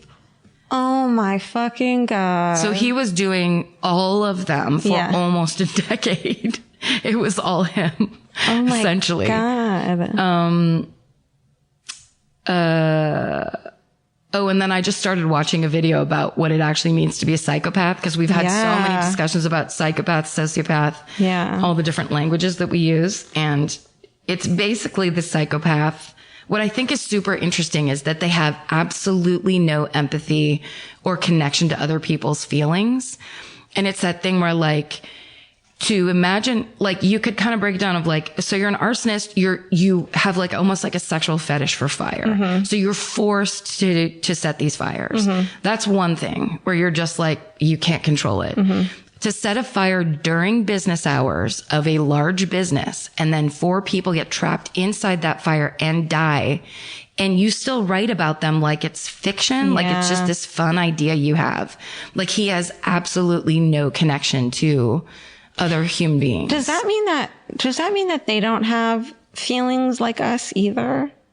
Like, if you can't be empathetic towards other people's feelings, does it mean you don't know what it's like to be sad? You don't know what it's like to be happy or angry or... No, I think they have their own feelings. They just don't understand. So this is kind of interesting, and this could be completely off, but this is my own personal theory, because my therapist is really into like all that brain research and how like a lot of times we blame ourselves for just what our natural brain does. So like people are like, I'm super anxious, but actually like our brain, our amygdala, like is set to, it trains us to look for predators constantly. So if you're not thinking about the past, if you're not like going over what you did the last time you tried to go hunt a bison or whatever, then if you're in the present, you're just scanning for danger. And that's our natural brain set. It's either, excuse me, reviewing the past for mistakes or scanning the present or possible future for danger. These days, people think that means I'm crazy, when it's like, no, that's the natural set point of your brain. I'm anxious. It's like, no, you're just constantly scanning for things that could go wrong. Right. And maybe you're overdoing it because of whatever reasons, but it's normal to be like that. But I think part of the reason people think they're overdoing it is because people think they're supposed to be at some zen neutral nothing, where it's like, no, an active mind is a natural thing. Yeah. Especially a mind that's like, be careful, be careful, be careful. Oh, that makes me feel better. Yeah. It's like why we're alive. It's why our ancestors lived and other people died, because that part of their brain didn't work as well. Yeah, motherfuckers. It's not as bad as you think. But so this other part, there's lots of theory that she told me that made me very happy. But the other one was, we have this thing called mirror neurons that they're just kind of now like doing research on and understanding. But it's the thing of like, when you watch one of those videos of a soldier coming home and his dog losing its shit, right? Oh my God. And it just makes you cry. Yeah. That's because that's not happening to you. Yeah. But your brain doesn't know that, because your brain is watching another human being, which looks like you and seems like you, go through an experience that the mirror neuron goes, this is what it feels like when this happens. And then like right now I'm getting tingles thinking about those videos, because my brain goes, it's you. When you are taking in that information, the way your brain processes it, is that you're having these emotions that person's having. Exactly. Because you're empathetic and you can understand. Exactly. And that's how we stay connected. And that's how we make sure we have food every night. Yeah. And shelter is because you need human connection to survive. Like, it's tribe mentality. It's survival instincts. Right. Psychopaths have, well, I shouldn't say that, because that's, now I'm making shit up. But one would say that they're not have that ability. We know, I was about to say they don't have mirror neurons. I know nothing about the brain chemistry or anything, but we know for a fact they don't have empathy. So when they watch a soldier come home and its dog loses its shit and all those things, they just are watching a video of two things touching each other. So it's not like they get mad. He clearly has sexual feelings. He wants to be famous. He wrote this thing. He wants different things. He just has no connectors to the people around him, and he doesn't understand if something happens to that person, it feels the same to them as it does when something bad happens to him. Wow. That's heavy. I over-explain that, but, I really felt like an expert, and sometimes you just want to keep on feeling like an expert. If there's any corrections corners for that, save it. Just let me be right this one time. Have some empathy. If you have empathy, you wouldn't corner that. Come on. I'm going to go ahead and say you were right. Thank you. I mean, I think I was at least in the ballpark this time. Yeah. Well, also because I watched there's some real good videos. This can be my good thing of the week. Okay. I found these videos that are just, those ones they explain something with an illustration. So there's someone talking, but love those. It's being drawn. Yes, I get it now. You put an arrow to a thing. Yes. And suddenly it's clear. Oh, you just have a little IKEA guy that's actually acting it out. Now I get it. He has a happy face and a sad face. Yeah. And that's how you know how he's feeling. But no hair for some reason.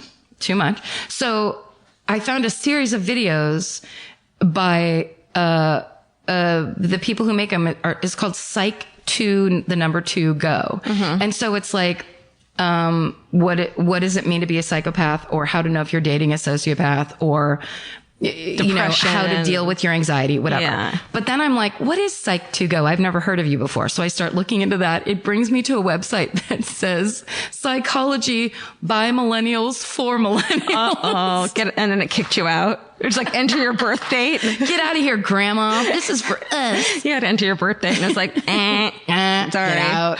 Sorry. It made me laugh so hard that it's like, finally, psychology for me. Psychology I can relate to. Yeah.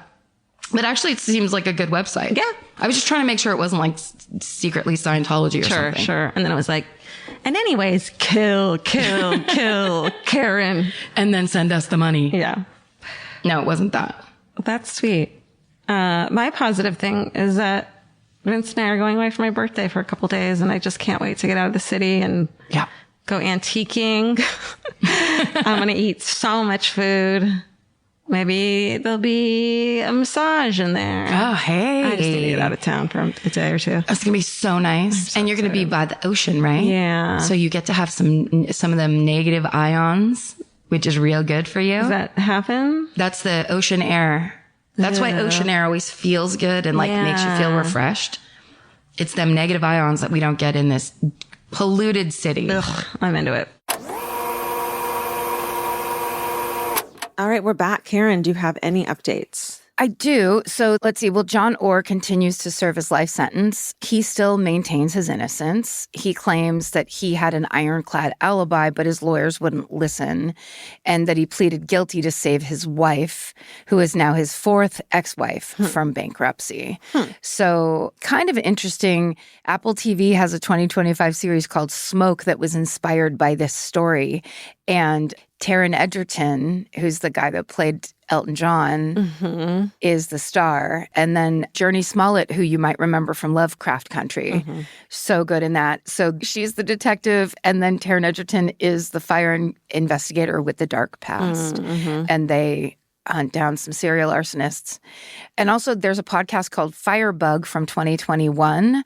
And it chronicles the investigation into these fires through interviews and excerpts from that manuscript that Orr wrote. So that story is just so crazy. I will always remember learning about it and then just being like, this cannot be real. Yeah. It's beyond. The audacity of evil is just like beyond comprehension for people who aren't evil, which is, I guess, why we do this. Right. And like sitting in when you live in the valley and you look at that hillside all the time and they were catching on fire constantly. It was just like it became this just, well, this is just how it is. And there must be a scientific reason and a natural kind of reason. And instead, it's the fucking fire chief. The fire chief's doing it. Just wild. All right, let's head back in to wrap up the show. Okay, bye. No, wait, that was fun. Should we wrap it up? I feel like we didn't wrap it up correctly. That was good. I like your fire story. Thank you. Yeah. I'm going to watch that. The whole time in my mind, I was like picturing how the forensic files would look. Yeah. So as you were telling it to me, I was like, oh yeah, then this thing would have, and like how bad the like reenactments probably were from the 90s. And yes, there was a lot of, they had a lot of home video. Oh, okay. Like the dawn of like, real. Because it was his home video. Yes. He would go to the fucking fires and set up his video camera. Dude. Or he had a lot of like hard copy photos. Fuck. Yeah. It's the craziest. Like, I think that might be my favorite is the person that's been wearing a mask and then doing horrifying things and no one knows. And like, it's almost like people don't want to know. Yeah. I wish someone would talk to him. It's crazy that he's still alive and like has all this information, but won't even like admit to it so we can like figure him out. Oh no. In his mind, it's another one of those things. He's being victimized. He is completely innocent. He has never admitted to anything. So weird. I wonder what that is all about too. He's a psychopath. They don't admit they're even if does he know he did it? Yeah. Oh yeah, absolutely. How could he think he's tricking anyone? He's in jail for the rest of his life. I guess, well, he did trick people for so long. And that's part of the mental illness is like, they think they're the king of the world. Yeah. Well, shit. I mean, fuck. Don't do it. Look, stay away. If you don't do anything, please let it be light everything on fire. Yeah. Right? Yes. I mean, you've heard me say that a million times. Isn't that your lower back tattoo? It wraps all the way around my haunch. Your cackles. It wraps around your cackles. I want to get my cockles up.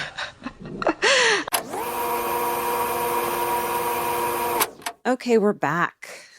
So this episode was originally named Steven It Out, which we were basically using Steven's name as a substitute for editing. And so if we were going to name it today, what would we call it, Georgia? We'd call it Bitch Color Wheel. Hell yeah. The different ways to be a bitch, a beautiful rainbow. Oh, and then of course, my birthday wish for myself, learn to levitate. Yes. Live it, love it, learn to levitate was one of the funniest things, not only funniest things you've ever said, made me laugh so hard, but then somebody made that unbelievable graphic for it that had like a tree line, a beautiful kind of like nature. That was one of the first things I think I saw it on Facebook where I'm like, oh my God, they're paying attention to what we're saying and then making things because of it. Honestly, if you ask me what the dumbest thing I've said on this podcast is, it's that. I don't understand why you liked it, why anyone liked it. It's just, it's you being a fast brain, which is always fun. But then it was like you were just yes-anding something dumb and then being like, this is what I'm all about or whatever. And it was hilarious. It was just hilarious. Just try it. Try saying the stupid thing, everyone. You never know, and it'll end up on a t-shirt. And who fucking cares anyway? Right. All right. Well, thanks for listening. We're going to let Mimi silently say goodbye way back in 2017. Thanks for listening, you guys. You guys are the fucking sweetest. You're number one. Number one. Steven, thank you. Steven, thank you for all your accents this week. Mm-hmm. I'm pretty good, thanks. Oh, there was a moment of thinking. Mimi, thank you for your input this week. Come on now. This one, Mimi? All right. Mimi's like, no, I'm not that one. No comment. And I think while I did that, I broke this microphone. So that was great. You yanked it right down. I didn't mean to.